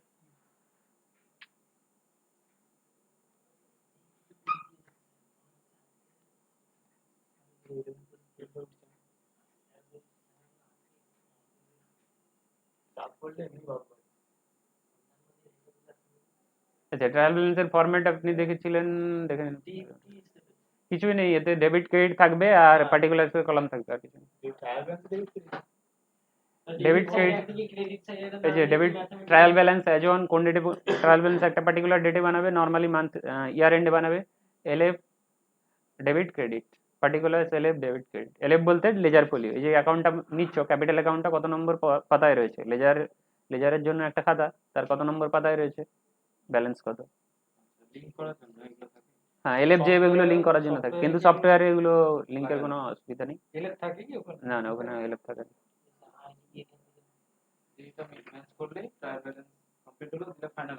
হ্যাঁ, ট্রায়াল ব্যালেন্সে তুমি জানতে পারবে যে তোমার ম্যাথমেটিক্যাল অ্যাকুরেসি রয়েছে কি নেই। এটা একেবারেই কারেক্ট বলতে পারবেন যে তোমার অ্যাকাউন্ট ঠিকই রয়েছে, এটা জাস্ট বলবে যে তোমার total debit total credit trial balance আমার অ্যাকাউন্ট বলতে পারবো না, স্টেটমেন্ট। না। Journal ledger then trial account trial balance profit and loss চলে যাবে। ট্রেডিং প্রবলেম সময়। আচ্ছা, এরর রেকটিফাই করতে গেলে তোমাকে কটা স্টেপ ফলো করতে হবে? 3টা স্টেপ ফলো করতে হবে তোমাকে। প্রথমে ডিসাইড করতে হবে কারেক্ট এন্ট্রি কি, তারপরে ডিসাইড করতে হবে তুমি কি ভুল করে দিয়েছো, তারপরে ডিসাইড করতে হবে কি করলে তোমার ঠিক হয়ে যাবে। কি ভুল করে দিয়েছো, কি করা উচিত, কি করলে ঠিক হয়ে যাবে। 3টা entry, correct entry, entry actually pass, rectification entry. 3টে স্টেপ ফলো করলে তোমার রেকটিফিকেশন হয়ে যাবে, রেকটিফিকেশন হয়ে যাবে। আমাদের এরপরে গিয়ে রেলওয়ে হবে না। আর দেখো প্যান্ডামিকের জন্য স্টপ করে রাখা। প্যান্ডামিকটা স্টপ করে দেবো। প্যান্ডামিকটা স্টপ কেন হয়ে যাবে? আর এটা তোমার অ্যাচিভমেন্টে অ্যাড হবে না। ঘন্টা আছে। এটা সেরা স্যার আর কি আছে স্যার, আপনি বলে দিন। ইনভেন্টরি ভ্যালুয়েশন করতে গেলে প্রথমে কি করতে হবে, দুটো স্টেপ রয়েছে। ইনভেন্টরি ভ্যালুয়েশন করতে গেলে দুটো স্টেপ রয়েছে। স্টেপ 1 হচ্ছে তুমি তার কস্ট ডিটারমাইন করো, তারপরে ভ্যালু ডিটারমাইন করো। কস্ট ডিটারমাইন করার ইনভেন্টরি ভ্যালুয়েশনের চ্যাপ্টার ছিল। প্রথমে কস্ট ডিটারমাইন করো, তারপরে ভ্যালু ডিটারমাইন করো ইনভেন্টরি। কস্ট ডিটারমাইন কিভাবে করা যাবে, কস্ট ডিটারমাইন করতে গেলে তোমাকে লিফো ফিফো রয়েছে, ওয়েটেড এভারেজ রয়েছে, এগুলোর মধ্যে যে কোনো একটা ফলো করে তোমাকে ডিটারমাইন করতে হবে। তারপরে ভ্যালু অফ ইনভেন্টরি বের করতে হবে। ভ্যালু অফ ইনভেন্টরি কি, lower of cost and net realisable value. Net realisable value আর যে কস্ট এক্ষুনি যেটা বের করলে তার মধ্যে যেটা ছোট সেটাই নিতে হবে, সেটাই হবে ভ্যালু অফ ইনভেন্টরি। ইনভেন্টরি কাকে বলে সেটা একটু বলে দিন। ইনভেন্টরি বলতে তোমার বিজনেসের অ্যাসেট যেটা তুমি রিসেল করার জন্য কিনেছো। Inventory is one of the largest assets of the business concern. Which can be used for the resale. কারো কাছে largest হতে পারে, কারো কাছে small হতে পারে। স্যার আপনি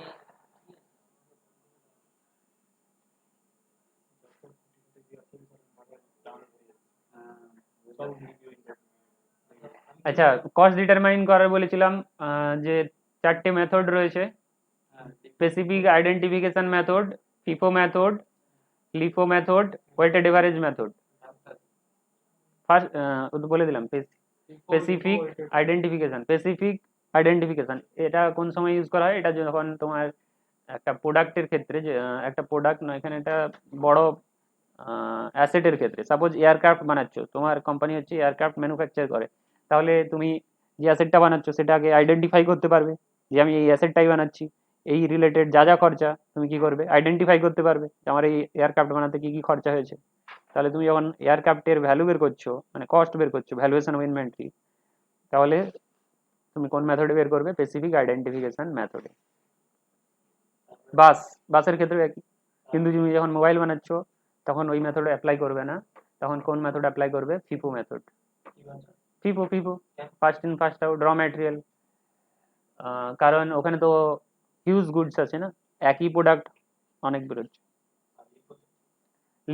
লিফো নর্মালি ফলো করা হয় না, কারণ লাস্ট ইন ফার্স্ট আউট। তুমি ধরো কোনো র ম্যাটেরিয়াল, যেটা র ম্যাটেরিয়াল যেটা লাস্টে কিনেছিল সেটা যদি প্রথমে ইউজ করে নাও তাহলে কি হবে, যে ম্যাটেরিয়াল আগের পড়েছিল সেটা তো পড়েই থাকবে, এটা নামে মাত্র তোমার রয়েছে কিন্তু এই মেথড নর্মালি ইউজ হয় না বিজনেসে। ওয়েটেড এভারেজ এখানে কিছুই নেই, এখানে তুমি প্রাইসটাকে শুধু এভারেজ করে দিচ্ছ, প্রাইসটাকে এভারেজ করে তার কস্টটা বের করে নিচ্ছ। ধরো আগের 5 টাকা করে নিয়েছিলে, এখন 6 টাকা করে, তাহলে এভারেজ কত টাকা করে কিনলে, 5.5 টাকা। ওয়েটেড এভারেজ এবার কোয়ান্টিটি দিয়েও মাল্টিপ্লাই করতে হবে, শুধু প্রাইস দিয়ে করলে হবে না, ওখানে কোয়ান্টিটিও মাল্টিপ্লাই করতে হয়, সেই জন্য ওয়েটেড এভারেজ ওয়েট দিতে হচ্ছে।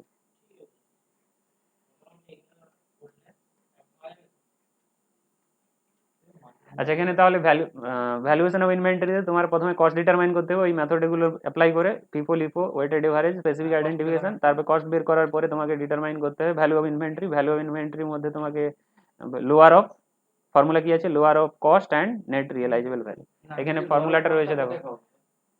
যেটাতে আমরা ইয়ে করলাম ভ্যালু অফ ইনভেন্টরি হচ্ছে lower of cost and net realisable value. Cost তো তুমি ওই 4টে মেথডের যে কোনো একটাতে ফলো করে পেলে। নেট রিয়েলাইজেবল ভ্যালু মানে হচ্ছে ওই অ্যাসেটটাকে তুমি যদি সেল করে দিতে, তোমার স্টকে না থাকতো, তাহলে তুমি কত টাকা পেতে। ধরো সেল করতে আমি 50,000 টাকা দিয়ে পাবো, সেল করে পাবো 50,000, কিন্তু আমার খরচা হবে 2,000, তাহলে নেট রিয়েলাইজেবল ভ্যালু কত হবে, 48,000। এখানে তার প্রবলেম রয়েছে, দেখে নেবে, সলিউশন করা রয়েছে।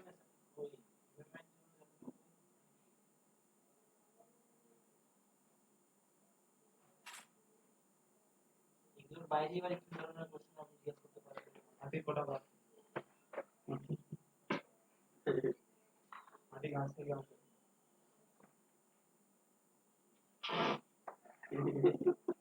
ব্যাড ডেপ্ট কি, ব্যাড ডেপ্ট তোমার যখন কোনো কাস্টমার টাকা দিচ্ছে না সেটাই ব্যাড ডেপ্ট হয়ে গেছে। ব্যাড ডেপ্ট হলে জার্নাল এন্ট্রি কি হবে, ডেটর্স এর ভ্যালু তুমি কমাবে, ব্যাড ডেপ্ট টু ডেটর্স। আর সেই ব্যাড ডেপ্টটা, ব্যাড ডেপ্ট যখন তুমি যখন সার্টেন হয়ে যাচ্ছ কি এই কাস্টমারের কাছ থেকে টাকা পাওয়া যাবে না, বা এমন একটা ইভেন্ট হলো কি তুমি একেবারেই সার্টেন ওর কাছ থেকে টাকা পাবেই না, ধরো 5 বছর ধরে ডিউ রেখেছো, তুমি দিবে দিবে বলছে, দিচ্ছে না, তাহলে তুমি সার্টেন হয়ে যাচ্ছ কি ও দেবে না, বা সে হয়তো ইনসলভেন্ট হয়ে গেছে, তার মানে একেবারেই সার্টেন কি তুমি টাকা পাবে না, তাহলে তুমি কি করতে পারো, সেটাকে তুমি লস বুক করতে পারো ব্যাড ডেপ্ট হিসাবে। এন্ট্রিটা হবে ব্যাড ডেপ্ট টু ডেটর্স, ডেটর্স এর ভ্যালু কমে যাবে। তোমার ধরো 5 লাখের ডেটর্স ছিল, তার মধ্যে 50,000 টাকা ওইরকম ইনসলভেন্ট হয়ে গেছে, মানে একজন পার্টি 50,000, তার মানে ডেটর্স এর ভ্যালু কমে যাবে। ডেটর্স এর ভ্যালু কমাতে গেলে ডেটর্স কে ক্রেডিট করতে হবে, ব্যাড ডেপ্ট কে ডেবিট করতে হবে 50,000। डेटर्स की sir real account real account, আচ্ছা রিয়েল না, পার্সোনাল অ্যাকাউন্ট, তো পার্সন বোঝাচ্ছে, real normally fixed asset, intangible asset কিছু রয়েছে। তো ড্রয়িংটা কি পার্সোনাল যেমন স্যার জার্নাল এন্ট্রিতে বলা হয় ব্যাড ডেট ইস্যু হয়েছে 2000 টাকা, ঠিক আছে, তো তার এন্ট্রিটা আমি কি করব? ব্যাড ডেপ কি হয়েছে, ব্যাড ডেপ ইস্যু বলা হয় না তো, ব্যাড ডেপ কেন ইস্যু বলা হয়, আজকে করলাম record bad date 2000 has been recorded, issue বলা রেকর্ডেড লেখা আছে, তো মানে সেটা পেয়েছিল ব্যাড ডেপ, আচ্ছা ব্যাড ডেপ রিকভারি আছে, recorded bad date 2000 has been recorded, তো আমি এটাকে কি জার্নাল এন্ট্রি করব? ব্যাড ডেপ টু ডেটর্স করবেন, ব্যাড ডেট টু ডেটার্স করব। মানে ডেটর্সের কাছ থেকে পেতো আর পাবে না বলে ওকে ব্যাড হিসেবে রেকর্ড করে নিল, হ্যাঁ ক্রেডিট করে দিল। ক্রেডিট করে নিল। সেল করলে ডেটর্স টু সেল হয়, ডেটর্স টু সেল হয়, সেল করলে ধারে সেল করলে ডেটর্স টু সেল হয়। সাপোজ রামকে সেল করেছি, রাম টু সেলস, এবার যখন রাম টাকা দেবে না, কনফার্ম হয়ে গেলাম, তাহলে bad debt to Ram, Ram credit হয়ে যাবে। আচ্ছা ডেটর অ্যাকাউন্ট হবে না রাম অ্যাকাউন্ট? এখানে যদি পার্টি মেনশন থাকে পার্টি হবে, না তো ডেটর্সই বলা হবে। স্টুডেন্ট বলা হচ্ছে, কোনো যদি নাম না নাম মেনশন থাকে তাহলে স্টুডেন্টই বলা হবে, যদি নাম থাকে আমার তাহলে তার নাম করতে হবে। রেক্টিফিকেশন এন্ট্রি ক্ষেত্রে স্যার আমরা অ্যাডজাস্টমেন্ট এন্ট্রি কাকে বলে স্যার পুরো রেক্টিফিকেশন এন্ট্রি ক্ষেত্রে যেটা বলা আছে দেখলাম কোশ্চেনে, যে একটা বলেছে যে তুমি এটা ভুল করেছো, এবার আমি একটা রেক্টিফিকেশন এন্ট্রিতে জার্নালে করবো না। একেবারে থার্ড পজিশনে, থার্ড স্টেপের যে এন্ট্রিটা করতে হবে সেটাই করতে হবে, সেটাই করতে হবে। থার্ড স্টেপের এন্ট্রি। স্যার অ্যাডজাস্টমেন্ট এন্ট্রি কাকে বলে? অ্যাডজাস্টমেন্ট এন্ট্রি হচ্ছে সেই এন্ট্রি যেটা তোমার অ্যাডজাস্ট করতে হবে বছরের এন্ডে, তুমি যদি কারেক্ট প্রফিট বের করতে চাও, কারেক্ট ইনকাম বের করতে চাও, এক্সপেন্স বের করতে চাও, অ্যাকচুয়াল যেটা সারা বছরের মধ্যে হচ্ছে, তার জন্য যে অ্যাডজাস্টটা করতে হবে সেটাই হচ্ছে অ্যাডজাস্টমেন্ট এন্ট্রি, সেটা এন্ট্রি থ্রু দিয়ে করতে হবে। accrued ইনকামটা কি স্যার? সাপোজ আমি এক্সাম্পল দিতে পারি কি তোমার আউটস্ট্যান্ডিং এক্সপেন্স রয়েছে, আউটস্ট্যান্ডিং এক্সপেন্স তো তোমাকে এবছরের খরচা, কিন্তু তুমি সেটা যদি না রেকর্ড করো তাহলে কি হয়ে যাবে, ধরা হবে না, কিন্তু খরচা তো এবছর, তার জন্য জার্নাল এন্ট্রি পাস করতে হবে। এবছরের খরচা কিন্তু তোমার এখনো পেমেন্ট হয়নি, আউটস্ট্যান্ডিং রয়েছে, তাহলে তার জন্য এন্ট্রি পাস করতে হবে। এন্ট্রি পাস করলেই তো তোমার এই বছরের মধ্যে ধরা হবে, না তো ধরা হবে না। পেমেন্ট হয়নি বলে তুমি রেকর্ড করবে না তো হবে না, রেকর্ড করতে হবে। তখন আমরা পরে বছর পাঠাবো তো ওটাই হচ্ছে কিরকম অ্যাডজাস্টমেন্ট। এখানে অনেকগুলো রয়েছে, এটা যেমন এক্সপেন্সের দিক থেকে দেখানো হলো, তারপরে ইনকামের দিক থেকে দেখানো হলো। জার্নাল এন্ট্রিটা আছে যে আউটস্ট্যান্ডিং স্যালারি 2 মাসের দেওয়া হয়নি, যেটা 20,000 টাকা। এর জার্নাল এন্ট্রি কি? Salary to outstanding salary, salary to outstanding. হ্যাঁ। স্যার আরেকটা যেটা বলছিলাম accrued ইনকামটা কি? অ্যাক্রুড ইনকাম, যে ইনকাম তোমার হয়ে গেছে কিন্তু এখনো তুমি রিসিভ করোনি, টাকা পাওনি, সেটা হচ্ছে আচ্ছা, অ্যাক্রুড ইনকাম। মানে আমার স্যালারি পে দিয়ে দিয়েছে কিন্তু আমার বস বলেছে বাবা 3 মাস পর নিবি দিস, এটাই কি স্যার? স্যালারির ক্ষেত্রে তুমি বিজনেসের দিক থেকে দেখো, বিজনেসের দিক থেকে কোনো ইনকাম, সাপোজ ইন্টারেস্ট, ইন্টারেস্ট কবে অ্যাক্রুড হয়, মান্থের এন্ডে বা বছরের শেষে 31 জুলাইতে অ্যাক্রুড হয়ে গেছে, মানে তোমার রাইট টু রিসিভ হয়ে গেছে, রাইট জন্মে গেছে কি নেওয়ার, কিন্তু তোমাকে এখনো দেওয়া হয়নি। তো ধরুন জিনিস বিক্রি হচ্ছে টাকাটা পাই না ওটাকে বলা যাবে না, ওটা ওটা তো ডেটরসে চলে যাবে না, ওটা তো ডেটরসে চলে যাবে। নর্মাল যে সেল রয়েছে সেটা বাদ দিয়ে অন্যান্য ছোটখাটো যেগুলো ইন্টারেস্ট রিসিভ, রেন্ট রিসিভ, এগুলোকে তুমি অ্যাক্রুড বলতে পারো, অ্যাক্রুড রেন্ট বলতে পারো, অ্যাক্রুড ইন্টারেস্ট বলতে পারো। সেল হলে তো শুধু ডেটরসে চলে গেল। তাহলে আউটস্ট্যান্ডিং এক্সপেন্স, প্রিপেড এক্সপেন্স, এর জন্য যে এন্ট্রি পাস করতে হয়, accrued income, pre received income, এদের জন্য যে এন্ট্রি পাস করতে হয় এগুলো কি বলে, adjustment entry, year in adjustment, বছরের শেষে অ্যাডজাস্টমেন্ট করতে হয়। হ্যাঁ, তুমি যদি কোনো একটা মান্থের রেজাল্ট বের করতে চাও তাহলে সেই মান্থের খরচার জন্য তুমি এইগুলো পাস করতে পারো। Before balance sheet, after balance sheet মানে তো তোমার ব্যালেন্স শিট কমপ্লিট হয়ে গেল, অ্যাডজাস্টমেন্টটা তার আগে করেই তোমাকে ব্যালেন্স শিট ক্লোজ করতে হবে। আমরা যখন ব্যালেন্স শিট বানাচ্ছিলাম তখন কি অ্যাড করে দিয়েছিলাম আউটস্ট্যান্ডিং গুলোকে, প্রিপেড গুলোকে লেস করে দিয়েছিলাম, আর সেটাই তোমার জার্নাল এন্ট্রির মধ্যে যখন করবে তখন কিন্তু এই যে এইভাবে করতে হবে, এই যে স্যালারি টু আউটস্ট্যান্ডিং স্যালারি এইভাবে করতে হবে, এটা জার্নাল এন্ট্রি থ্রু। একটা কথা বললাম, ধরুন একটা কোম্পানি ইনসলভেন্ট হয়ে যাচ্ছে, দেউলিয়া হয়ে যাচ্ছে, তো তখন আমরা তার কি কি অ্যাকাউন্ট দিয়ে ক্লোজ করে দেবো, কি কি অ্যাকাউন্ট করতে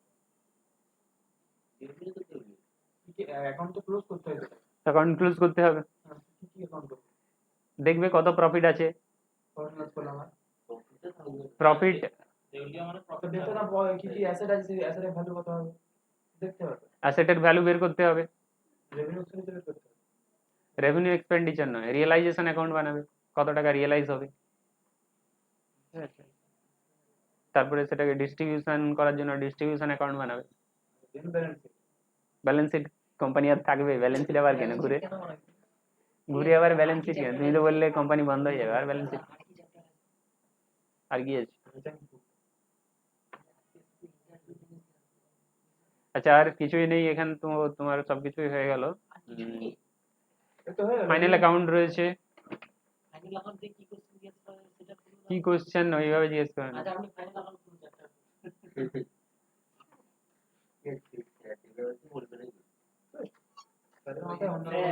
মোটামুটি আমি ভুলভাল হলো এক পাবো বলে দিলাম, যা বলবো আমি শুরু বলবো, ভুলভালই বলবো, আমি ঠিক করতে পারবো না। আমরা অ্যাকাউন্ট থেকেই বলবো স্যার, তোমরা যদি বলো ভুলভাল বলে তাহলে আমরা কি করব, তুমি মিঠুন আরে না তোমার কথা বাদ দাও।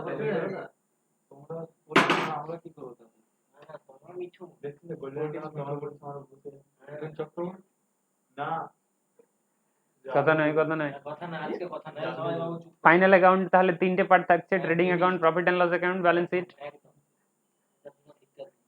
ফরম্যাট তো জানা আছে। ক্লোজিং স্টক কোন সাইডে আছে ট্রেডিং অ্যাকাউন্টের বলো। যে ক্রেডিট সাইড, ক্লোজিং স্টক ঠিক আছে, ক্লোজিং স্টক ট্রেডিং অ্যাকাউন্টের কোন সাইডে আছে, credit side, credit side. Debit side open, ফরম্যাটটা জানা থাকলে তুমি বলতে পারবে। হ্যাঁ গ্রস ট্রেডিং করে করব, আমি এটা যোগ করতে হবে, ঠিক ঠিক প্রফিট এন্ড লস থেকে যে প্রফিটটা আসে সেটা কোথায় পাঠিয়ে দেওয়া হয়? প্রফিট এন্ড লস থেকে যে প্রফিটটা আসে সেটা কোথায় পাঠিয়ে দেওয়া হয়? ক্যাপিটাল ক্যাপিটাল অ্যাকাউন্টে চলে যায়, ক্যাপিটাল অ্যাকাউন্টে পাঠিয়ে দেওয়া হয়। ট্রেডিং এ থাকবে জিপি, জিপি থেকে যখন প্রফিট আসবে এনপি, এনপি থেকে সদা ব্যালেন্স শিটে ট্যানজিবল অ্যাসেটের এক্সাম্পল দাও, ট্যানজিবল অ্যাসেটের এক্সাম্পল দাও। কারেন্ট অ্যাসেট কাকে বলে বলো? This all assets more than 1 ইয়ার। না না লেস দেন 1 ইয়ার সেই পার্ট কারেন্ট অ্যাসেট বলো যেটা তোমার 1 বছরের মধ্যে রিয়েলাইজ হয়ে যাবে, যে অ্যাসেটের থেকে তুমি টাকা 1 বছরের মধ্যে পেয়ে যাবে এক্সপেক্ট করছো, সেই সব অ্যাসেটকে বলা হবে কারেন্ট অ্যাসেট। ফিকটিসিয়াস অ্যাসেট কি? যেটা অ্যাকচুয়ালি অ্যাসেটই নয়, তুমি ব্যালেন্স শিট মেলানোর জন্য রেখেছো, ঠিক আছে? যেমন এক্সাম্পল প্রিলিমিনারি এক্সপেন্স, যেমন example discount on issue of share. Intangible asset ওটা তোমার তো ওর জন্য পেমেন্ট করতে হয়েছে, ইনট্যানজিবল অ্যাসেট ওটা আছে বলেই তোমার বিজনেস ভালোভাবে চলছে। ফিকটিসিয়াস অ্যাসেট যেটা অ্যাকচুয়ালি এক্সপেন্স, যেটা তোমার অ্যাকচুয়ালি অ্যাসেটই নয়, যেটা অ্যাকচুয়ালি এক্সপেন্স বা লস, কিন্তু তুমি ওটাকে ব্যালেন্স শিটে দেখাচ্ছ কেন? অ্যাসেট হিসাবে, কারণ ওটা যদি না দেখাও তাহলে কি হবে, তোমার অ্যাসেট লায়াবিলিটি মিলবে না। Fictitious. Preliminary expense, fictitious asset. Preliminary expense বলতে তোমার বিজনেস স্টার্টিং এর সময় যে এক্সপেন্স তুমি করে দিয়েছো সেটা তো খরচা হয়ে গেছে, কিন্তু তুমি যদি না সেটা এক্সপেন্স অ্যাসেট হিসাবে দেখাও তাহলে তোমার ব্যালেন্স শিট মিলবে না। ফিকটিসিয়াস অ্যাসেট।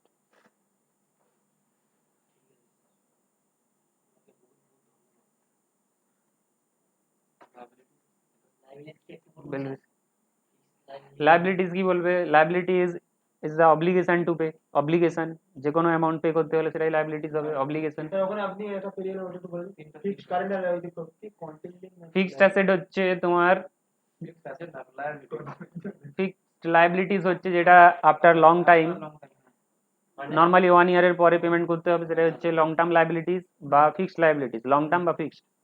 কারেন্ট লায়াবিলিটিস যেটা 1 বছরের মধ্যে পেমেন্ট করতে হবে, আর কন্টিনজেন্ট লায়াবিলিটিস যেটা কিছু ইভেন্টের উপর ডিপেন্ড করছে, সেটা তোমার লায়াবিলিটি হতেও পারে নাও হতে পারে, কনফার্ম হবে। কন্টিনজেন্ট লায়াবিলিটি হচ্ছে সেই লায়াবিলিটি যেটা এখন তোমার লায়াবিলিটি নয়, যেটা ডিপেন্ড করছে ফিউচার কোনো ইভেন্টের উপরে, সেটা তোমার লায়াবিলিটি হতেও পারে নাও হতে পারে, ফিউচার ইভেন্টের উপর ডিপেন্ড করছে। যেটা আমি এক্সাম্পল দিয়েছিলাম কি, যেমন সাপোজ তোমার বিজনেসের এগেনস্টে কোনো কোর্ট কেস চলছে, সেটা ডিপেন্ড করছে ফিউচার ইভেন্টের উপরে। জাজ তোমার যদি এগেনস্টে যদি তোমার জাজমেন্ট দেয় তাহলে তোমার সেটা কি হয়ে যাবে, লায়াবিলিটিতে কনভার্ট হয়ে যাবে। তাহলে এখন সেটাকে কি বলা হবে, কন্টিনজেন্ট লায়াবিলিটি, যেটা কি ফিউচার ইভেন্টের উপর ডিপেন্ড করছে, এখন লায়াবিলিটি হয়নি। কন্টিনজেন্ট লায়াবিলিটি কি বললাম বলো? যেগুলো ভবিষ্যতে আমার যাই যাই হবে না স্যার, কোনো ইভেন্টের ইভেন্টের কন্টেন্ট লায়াবিলিটি করা কোনো ইভেন্টের উপর নির্ভর করে যে সমস্ত লাইবিলিটি দেওয়া হয় সেটাই কন্টিনজেন্ট লাইবিলিটি। তুমি এই যে বলতে পারলো না, থোড়া থোড়া বললো না, 12টা 14 হয়ে গেছে। 12টা থেকে দাও কি টিসিএস আগে দেখো।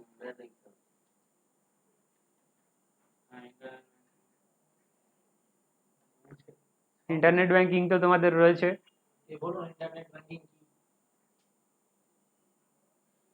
জানো তো? পার্সোনাল ব্যাংকিং তো আমরা ইউজ করি, কর্পোরেটটা কোম্পানিতে ভাই বল করতে বল না। তুমি যখন ব্যাংকিং করছো ওয়েবসাইটে ঢোকে লগ ইন করে ইউজার আইডি পাসওয়ার্ডের থ্রু দিয়ে যখন লগ ইন করে তুমি যখন ব্যাংকিং করছো, কাউকে টাকা পাঠাচ্ছ, পেমেন্ট করছো কোনো বিল, সেটা হচ্ছে ইন্টারনেট ব্যাংকিং। তো তার জন্য তোমার কি কি লাগবে? ইন্টারনেট লাগবে, ল্যাপটপ বা পিসি লাগবে, ঠিক আছে, ইউজার আইডি পাসওয়ার্ড লাগবে, এসব। ইন্টারনেট ব্যাংকিং আর mobile banking, mobile banking mobile অ্যাপের থ্রু দিয়ে, ঠিক আছে। আর ইন্টারনেট ব্যাংকিং ওয়েবসাইটে গিয়ে। পাসওয়ার্ড ইউজার আইডি পাসওয়ার্ড যে বেনিফিট কি আছে, তুমি তোমার অ্যাকাউন্ট ব্যালেন্স দেখতে পাবে, রিসেন্ট ট্রানজেকশন দেখতে পাবে, স্টেটমেন্ট ডাউনলোড করতে পারবে, চেক অর্ডার করতে পারবে। কি হলো, ঘুমিয়ে যাচ্ছ নাকি? চেকবুক হ্যাঁ তারপরে স্যার ফান্ড ট্রান্সফার করতে পারবে, বিল পেমেন্ট করতে পারবে, ইনভেস্টমেন্ট করতে পারবে, তুমি তোমার অ্যাকাউন্টে ঢুকে যে কোনো জায়গায় ইনভেস্ট করে দিতে পারবে, ইপিএফ পিপিএফ খুলতে পারবে অ্যাকাউন্ট, লোন অ্যাপ্লিকেশন করতে পারবে, তোমার ব্যাংকে গিয়ে অ্যাপ্লিকেশন করার দরকার নেই, ক্রেডিট কার্ডের পেমেন্ট করতে পারবে, এইসবই অ্যাপ্লাই করতে পারবে এখানে দেওয়া নেই। ক্রেডিট কার্ড অ্যাপ্লাই করতে গেলে কি করতে হবে স্যার? একটা ফর্ম ফিল আপ করতে হবে, তাতে ফটো লাগাতে হবে। হ্যাঁ আচ্ছা, তারপর কত টাকা কি তো ভারতের জড়ো স্যার আমি কি ক্রেডিট কার্ড অ্যাপ্লাই করতে পারবো? ইনকাম দেখাতে হবে। তোমার ইনকাম আছে, সেটা বলুন আপনি, ক্রেডিট কার্ড কি করে আমরা তোমার ক্রেডিট অর্থিনেস আছে, ক্রেডিট অর্থিনেস মানে হচ্ছে তোমার পেমেন্ট করার এবিলিটি, তুমি তোমার পেমেন্ট করার এবিলিটি রয়েছে, তোমাকে যে ক্রেডিট কার্ড দেওয়া হবে, তুমি তো ব্যাংক থেকে 50,000 লোন করে বন্ধ করে দিতে পারো এখন। ফ্লিপকার্টে যে একটা ক্রেডিট কার্ড দিচ্ছে এখন, হুম। ঠিক আছে, ওটা তো স্টুডেন্টের অপশন আছে, কিন্তু অ্যাপ্লাই করা যাচ্ছে না। অ্যাপ্লাই করা যাচ্ছে না ফ্লিপকার্ট না। ক্রেডিট, তুমি কি plus member? Plus member axis bank আমার আছে, কিন্তু এক্সিস ব্যাংকে যে ফ্লিপকার্টে ক্রেডিট কার্ড অ্যাপ্লাই করতে পারছি না, স্টুডেন্ট অপশনও তো আছে ওখানে। না পেটিএম এ দিচ্ছে। আচ্ছা দেখো, তারপরে জানতে তুমি প্লাস মেম্বার, হ্যাঁ প্লাস মেম্বার কত ট্রানজেকশন করলে, কত টাকার ট্রানজেকশন করলে প্লাস মেম্বার হওয়া যায় বলো? স্টুডেন্ট থাকলে হয় স্যার, আইডেন্টি কার্ড দিয়ে হয়। আইডেন্টি কার্ড দিয়ে প্লাস নাম্বার হয় আর 1000 সেই স্টুডেন্ট বলে তোমাকে ক্রেডিট কার্ড দেয়নি, আর এটা হতে 1000 পারে। পয়েন্ট থাকলে তো প্লাস Facility নাম্বার কিন্তু তো ওখানে যদি তোমার নয় তো ওখানে অপশনটা থাকবে কেন? ডেলিভারি ফার্স্ট হয় ঠিক আছে স্যার, ওইটা না ওইটা ডেলি প্লাস মেম্বার হলে ওটা তো আপনার ফ্রি ডেলিভারি হয় ওখানে। হ্যাঁ, 500 টাকা ফ্লিপকার্ট অ্যাসিওর্ড প্রোডাক্টের যেগুলো লেখা রয়েছে, ফ্লিপকার্ট অ্যাসিওর্ড প্রোডাক্ট, ওগুলো সবই ফ্রি ডেলিভারি। 1000 পয়েন্ট থাকলে তো হবে। না ওটা কোনো কথা না। তোমার বছরে, সারা বছরে যদি তুমি 200 কয়েন রিচ করো, তার 200 মানে কত খরচা করতে হবে? 200 100 খরচা করলে দুটো পাচ্ছ, 100 খরচা করলে খরচা করে বসে না না না, আপনি যদি 100 খরচা মানে 100 টাকা খরচা করেন দুটো কয়েন, তার মানে 200 কয়েন পেতে গেলে কত টাকা খরচা করতে হবে? 20,000 টাকা। 20,000 টাকা যদি আপনি বছরে কোনো বছরে খরচা করে দেন, তাহলে আপনি প্লাস মেম্বার হয়ে যাবে। অ্যাক্টিভ করতে হবে। এই তো আমার প্লাস তো এই বছর আমি ল্যাপটপ নিয়েছি, তো সেই ক্ষেত্রে তো ক্লাস মেম্বার হয়ে যাবে। না না, আপনি একটা অর্ডারে অতগুলো কয়েন পাবেন না, একটা অর্ডারে ম্যাক্সিমাম 50টা কয়েন পাবেন। প্রথমে ল্যাপটপের স্যার বাদ দিন স্যার, ওইটা যান, ওইখানে যান, ওই টপিকে যান স্যার। ওটা বলছি না তুমি করে দেবে স্যার, আপনি ওইখানে যান। আচ্ছা, অ্যাডভান্টেজেস অফ ইন্টারনেট ব্যাংকিং, তাহলে তোমার কি কি রয়েছে? 24/7 পাচ্ছ, 24/7 বেনিফিট পাচ্ছ, যখন রাত্রিবেলাও কাজ করতে পারবে, টাকা পাঠাতে পারবে। ইজি টু অ্যাক্সেস, স্পিড রয়েছে কাজের, এফিসিয়েন্সি তাড়াতাড়ি হয়ে যাবে, ভেরি কনভেনিয়েন্ট, লগ ইন করবে, টাকা পাঠাবে, এগুলোই, আর কিছু নেই। আচ্ছা স্যার, আরেকটা যেটা বলছিলাম, এই স্যার আচ্ছা, ডিসঅ্যাডভান্টেজ কি আছে দেখে নাও। হ্যাকিং হয়ে যাবে, কম্পিউটার স্কিল লাগবে, যারা কম্পিউটার জানে না তারা এটা চালাতে পারবে না, বাড়িতে কম্পিউটার থাকতে হবে, তোমার ফোন বিল বেড়ে যাবে, তোমার যেহেতু অ্যাকাউন্টের সাথে তুমি যেহেতু ইজি অ্যাক্সেস করতে পারছো অ্যাকাউন্টের ভেতরে, তোমার যে কোনো পেমেন্ট করে দেবে, যেটা কেনার দরকার নেই সেটা কিনে নেবে তোমার, তাহলে কি হবে, খরচা বেড়ে যাবে। ইন্টারনেট বিল লাগবে। হ্যাঁ এই যে দেবো এখানটা স্যার। কি বলো? আচ্ছা আমি যেটা বলছিলাম স্যার, রেসি অ্যানালাইসিস যেটা আছে, শুধু কি আপনি ওইখান থেকে কিরকম কি না স্যার, ওগুলো থেকে এখন করবে না স্যার, এখন সব জায়গা থেকেই হবে, কোনো অসুবিধা নেই, কোশ্চেন আপনি করবে তো আলো স্যার করবেন। তুমি কি আগে বলে যে দাও? কেউ জিজ্ঞেস করতে পারে, না না, তুমি কি আগে বলে দাও?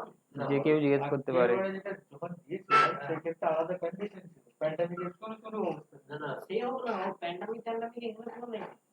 তুমি আশিস স্যার চেয়ারে বসে এমন দিলে তুমি চুপচাপ বসে কিছু করার নেই। না না, আরে অলোক স্যার এগুলো নিয়ে কি অলোক স্যার আলাদা, আর অলোক স্যার এমন কথা জিজ্ঞেস করে ভয়ে মাথা খারাপ হয়ে যাবে। আমি আমাকে জিজ্ঞেস করছিল মাইক্রোসফটের 25 টাকা, তুমি চুপচাপ বসে পারি। হ্যাঁ এটাই তো।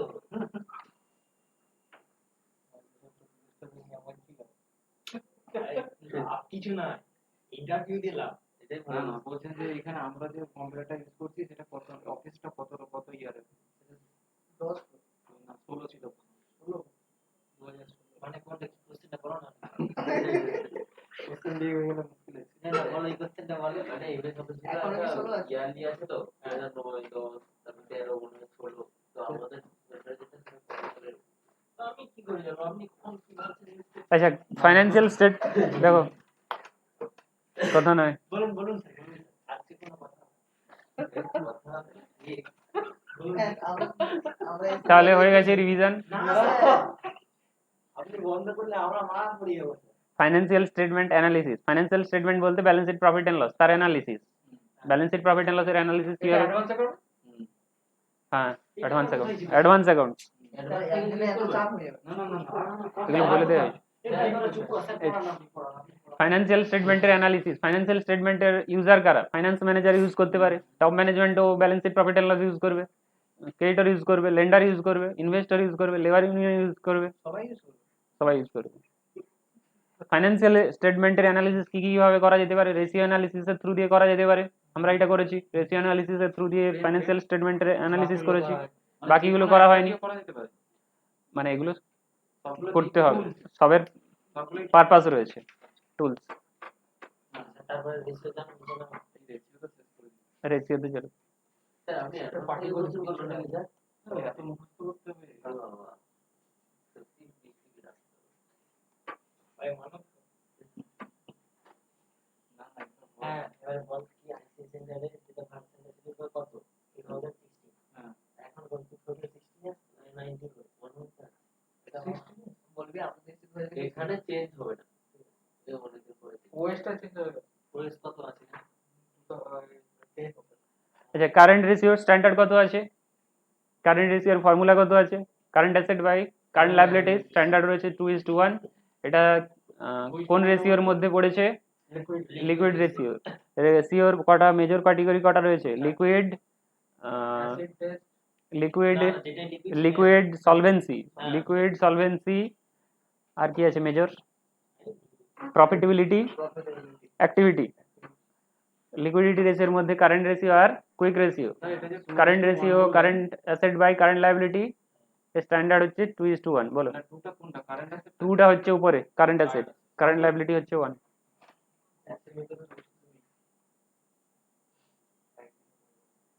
কুইক রেশিও, কুইক রেশিওর ফর্মুলা এটা রয়েছে, এটাও লিকুইড রেশিও। লিকুইড রেশিও কি ইন্ডিকেট করবে? Current assets minus stock minus prepaid expenses. হ্যাঁ, এটাই তো সেকেন্ড ফর্মুলা। সেকেন্ড ফর্মুলা যে কোনো একটা ফর্মুলা লাগাতে পারো, যে কোনো একটা ফর্মুলা লাগাতে পারবো, ওর আছে। লিকুইড রেশিও কি ইন্ডিকেট করে? লিকুইড রেশিও ইন্ডিকেট করে যে বিজনেস তার শর্ট টার্ম লায়াবিলিটি পে করতে পারবে কি পারবে না। কোনটা সব থেকে ভালো মেজার, মানে good measure of liquidity position? Quick ratio. কারণ কুইক রেশিওতে তুমি কি বাদ দিচ্ছ? ইনভেন্টরি বাদ দিয়ে দিচ্ছ, আর প্রিপেড পেমেন্টস বাদ দিয়ে দিচ্ছ। ইনভেন্টরি বাদ দিয়ে দিচ্ছ, যেটা কি তোমার টাকা আসতে অনেকটা টাইম লেগে যাবে। প্রিপেমেন্টস, প্রিপেমেন্টস মানে যেটা তো অলরেডি পেমেন্ট হয়ে গেছে, সে থেকে কি টাকা আর পাবে ফিরে? পাবে না। সেজন্য এটা এই দুটো মাইনাস করে দেওয়া হয় কুইক রেশিওতে। এর কত আছে? এটা স্ট্যান্ডার্ড রয়েছে 1:1। হ্যাঁ, প্রফিটেবিলিটি রেশিওতে গ্রস প্রফিট রেশিও রয়েছে, net profit ratio, gross profit ratio, profit by sale, net profit by sale, ROI, return on capital employed. Return on capital employed কি আছে? রিটার্ন অন ক্যাপিটাল এমপ্লয়েড এটা কি বলতে চাইছে? যে তুমি যে টোটাল ক্যাপিটালটা লাগিয়েছো তার উপরে কত রিটার্ন পাচ্ছ। এই যে ক্যাপিটাল এমপ্লয়েড কথাটা রয়েছে, এর মধ্যে সব কিছু এসে যাবে। লোন এসে যাবে, লোনটাও কিন্তু ক্যাপিটাল এমপ্লয়েড এসে যাবে। লং টার্ম যে কোনো লোন, ডিবেঞ্চারও এসে যাবে। ক্যাপিটাল এমপ্লয়েড হচ্ছে বড় টার্ম, এর মধ্যে সবকিছু ফাইন্যান্স এসে যাবে। টোটাল কত প্রফিট হয়েছে টোটাল ক্যাপিটাল লাগিয়ে, ওটাই হচ্ছে রিটার্ন অন ক্যাপিটাল এমপ্লয়েড। রিজার্ভও এসে যাবে, রিজার্ভ অ্যান্ড সারপ্লাস ওটাও এসে যাবে। আর্নিং পার শেয়ার, পার শেয়ারে আর্নিং কত রয়েছে? প্রফিটকে যদি তুমি নাম্বার অফ ইকুইটি শেয়ার দিয়ে ভাগ করো তাহলে কি পেয়ে যাবে? আর্নিং পার শেয়ার। প্রফিট কোন প্রফিট? ট্যাক্স দেওয়ার পরে আর ডিভিডেন্ড দেওয়ার পরে profit, preference dividend. DPS, dividend পার শেয়ার, যত ইকুইটি শেয়ার হোল্ডারকে ডিভিডেন্ড দেবে ডিক্লেয়ার করেছো, সেটাকে যদি তুমি নাম্বার অফ ইকুইটি শেয়ার দিয়ে ডিভাইড করো তাহলে পেয়ে যাবে ডিভিডেন্ড পার শেয়ার। এটা বের করে কি লাভ? কি বুঝতে পারবো আমরা ডিভিডেন্ড? এটা এটা কারা দেখবে? যারা ইনভেস্ট করেছে, কি কোম্পানি ডিভিডেন্ড কত দিচ্ছে পার শেয়ারে। এটা কোম্পানির দিক থেকে নয়, এটা তোমার শেয়ার হোল্ডাররা দেখবে যারা যে তারা কত ডিভিডেন্ড পাচ্ছে পার শেয়ারে, ইস্যু করবে তারা যারা কিনেছে। কিনবে। Profit earning, price earning ratio, এটার থেকে তুমি কি বুঝতে পারবে তোমার যে পার শেয়ারে আর্নিং হচ্ছে তার মার্কেট প্রাইস কত। আমার সাপোজ কোনো রিলায়েন্সে সাপোজ একটা শেয়ার থেকে আর্নিং হচ্ছে 200 টাকা, কিন্তু তার মার্কেট প্রাইস রয়েছে ধরো 3000, তাহলে কত টাইমস রয়েছে তার মার্কেট প্রাইস? কত টাইমস? 15 টাইমস মার্কেট প্রাইস রয়েছে। তোমার যে আর্নিংটা হচ্ছে পার শেয়ারে সেটার কত টাইমস মার্কেট প্রাইস?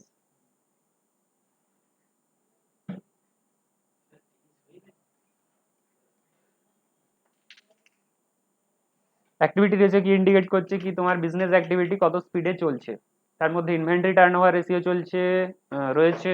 কি করে বুঝছো যে আমাকে এখন অ্যাক্টিভ টার্নওভার রেশিও ক্যালকুলেশন করতে হবে? তুমি যদি জানতে, ব্যাংক যদি জানতে চায় কি তোমার বিজনেস অ্যাক্টিভিটি ভালো চলছে কি চলছে না, তাহলে সে কি বলতে পারে যে তোমার অ্যাক্টিভিটি রেশিও বের করে নিয়ে এসো, inventory turnover ratio. Inventory turnover ratio দেখলো কি তোমার 2:1, তার মানে কি তোমার হিউজ ইনভেন্টরি স্টকে পড়ে রয়েছে। তোমার যে উপরে ফর্মুলা কি আছে, cost of good sold by average inventory, তোমার এভারেজ ইনভেন্টরি ধরো 5 লাখ, কিন্তু সেল হয়েছে 10 লাখ, তোমার ইনভেন্টরি 5 লাখ পড়ে আছে এভারেজ সারা বছরে, 5 লাখ ফেলে রেখেছো, কিন্তু সেল হয়েছে সারা বছরে 10 লাখ, তাহলে 2:1 দেখাচ্ছে, মানে 2 টাইমস দেখাচ্ছে। 5 লাখ 10 লাখ বাই 5 লাখ সমান 2 টাইমস। তাহলে এটা কি ভালো পজিশন? ভালো পজিশন নয়, তোমার বিজনেস ঠিকঠাক রান হচ্ছে না, সেটা ইন্ডিকেট করবে। সেলস বেশি হতে হবে, ইনভেন্টরি কম থাকতে হবে। ইনভেন্টরি টার্নওভার রেশিও এটা ইন্ডিকেট করবে। এখানে সেলস নেওয়া হবে না, কস্ট অফ গুড সোল্ড নেওয়া হবে, যেটা সেল করেছে তার কস্ট নেওয়া হবে, সেলটা নেওয়া হবে না।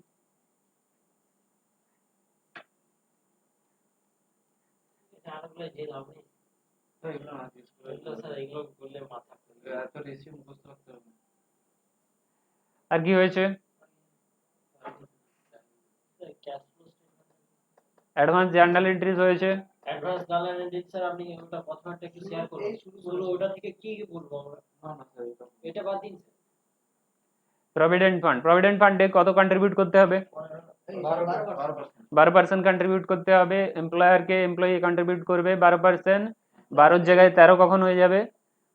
13 কখন হয়ে যাবে যদি এমপ্লয়ার চার্জ আর একটা হচ্ছে অ্যাডমিন চার্জ আর ইন্স্যুরেন্স চার্জ ইডিএলআই যোগ হয়ে যাবে, তখন 13 হয়ে যাবে। স্যার কি বলেন এটা এই চ্যাপ্টারটা আপনি বলুন না প্রথম থেকে আপনি ছেড়ে নাও দি রেকর্ড নেই রেকর্ডিং রয়েছে, দেখে নেবে। কোথায় রেকর্ডিং পাঠিয়েছি।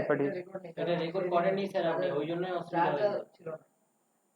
আচ্ছা, পাঠিয়ে দেবো, অন্য এর থেকে রেকর্ড আছে, আমি পাঠিয়ে দেবো। রেকর্ড আছে এটা পাঠিয়ে দিন। আচ্ছা, তাহলে 12% রিভিশন দেখে নাও। স্যার বলুন বলুন। তাহলে এমপ্লয়ারের যে 12% তার মধ্যে 8.33 কোথায় চলে যাবে? পেনশন ফান্ডে। ম্যাক্সিমাম কত যাবে? 15,000-এর 8.33, বাকি টাকা চলে যাবে পেনশন প্রভিডেন্ট ফান্ডেই থেকে যাবে, ঠিক আছে। বাকি টাকা কোন এমপ্লয়ি পাবে না, মানে ম্যান্ডেটরি 15,000-এর বেশি তাকে, তার জন্য কন্ট্রিবিউট করা ম্যান্ডেটরি নয়। কোন এমপ্লয়ারকে রেজিস্ট্রেশন নিতে হবে? যে এমপ্লয়ারের 20 জনের বেশি এমপ্লয়ি রয়েছে। 20 জনের বেশি employee। এখানে ক্যালকুলেশন রয়েছে, ক্যালকুলেশন দেখে লাভ নেই। এটা এটা কি, এটা তোমার কাটলে এন্ট্রি করতে হবে, স্যালারি থেকে যদি কাটো এই এন্ট্রি করতে হবে। Salary account debit to employees contribution to EPF to salary payable. আর যদি জমা করো এই এন্ট্রি করতে হবে। কোথায় জমা করবে টাকা, কন্ট্রিবিউশনগুলো? প্রভিডেন্ট ফান্ড অর্গানাইজেশনে জমা করতে হবে। কতদিনের মধ্যে জমা করতে হয়? প্রত্যেক মাসের 15 তারিখের মধ্যে জমা করতে হয়। আচ্ছা স্যার 13% যেটা ওটা কি বললেন ঠিক এমপ্লয়ারকে 12% কন্ট্রিবিউট করতে হয়, 13% তখনই কন্ট্রিবিউট করতে হবে যদি ভলেন্টারিলি এমপ্লয়ার কন্ট্রিবিউট করে, মানে 15,000-এর বেশি কোনো এমপ্লয়ি রয়েছে, তাহলে তো কন্ট্রিবিউট করার দরকার নেই এমপ্লয়ির জন্য, তো তবুও তুমি কন্ট্রিবিউট করছো। এমপ্লয়িকে কখন কন্ট্রিবিউট করতে হবে? তার স্যালারি যদি 15,000-এর কম হয়, আপ টু 15,000, কিন্তু কোনো এমপ্লয়ি স্যালারি 15,000 পেয়ে গেছে তবুও কন্ট্রিবিউট করছো, তাহলে তোমাকে অ্যাডমিন চার্জ দিতে হবে আর ইন্স্যুরেন্স চার্জ দিতে হবে, 0.5 যোগ হয়ে যাবে, তার মানে 12 জায়গায় কত দিতে হবে? 13 দিতে হবে। এমপ্লয়ি স্টেট ইন্স্যুরেন্স কোন অর্গানাইজেশন করতে হবে? যে অর্গানাইজেশনের নাম্বার অফ এমপ্লয়ি কি হচ্ছে 20, যে সমস্ত ফ্যাক্টরির নাম্বার অফ এমপ্লয়ি 10-এর বেশি। আচ্ছা, কি কি বেনিফিট? সিকনেস বেনিফিট পাবে, মেটারনিটি বেনিফিট পাবে, ডিসেবলমেন্ট বেনিফিট, ডিসেবল হয়ে গেলে বেনিফিট পাবে, ফিউনারেল বেনিফিট ফিউনারাল বেনিফিট পাবে, মেডিকেল বেনিফিট পাবে। সিকনেস বেনিফিট সিকনেস বলতে তুমি অসুস্থ হয়ে গেছো, তোমাকে কার্ড দেওয়া হবে, এমপ্লয়ি স্টেট ইন্স্যুরেন্স অর্গানাইজেশন থেকে কার্ড দেওয়া হবে, এমপ্লয়ার রেজিস্টার্ড রয়েছে, তোমাকে কার্ড দেবে। তো তুমি ওই যেখানে বলা হয়েছে ওই মেডিকেল সেন্টারে গিয়ে তোমাকে দেখাতে হবে। এই বেনিফিট নিতে গেলে তোমাকে কন্ট্রিবিউট করতে হবে কত? 3.25। এটা কে করবে? এমপ্লয়ার করবে। এমপ্লয়ি কত করবে? 0.75 এমপ্লয়ি করবে 0.75। এমপ্লয়ি করবে কম, এমপ্লয়ার করবে বেশি। তবে গিয়ে তুমি এর বেনিফিট নিতে পারবে। ব্যাস এতটাই হয়েছিল। এতটাই হয়েছিল। আচ্ছা আপনি এই লিংকটাও শেয়ার করুন আর এটা করালেন। আচ্ছা আজকে তাহলে এইখান পর্যন্তই রাখো, আর কিছু বলছি না।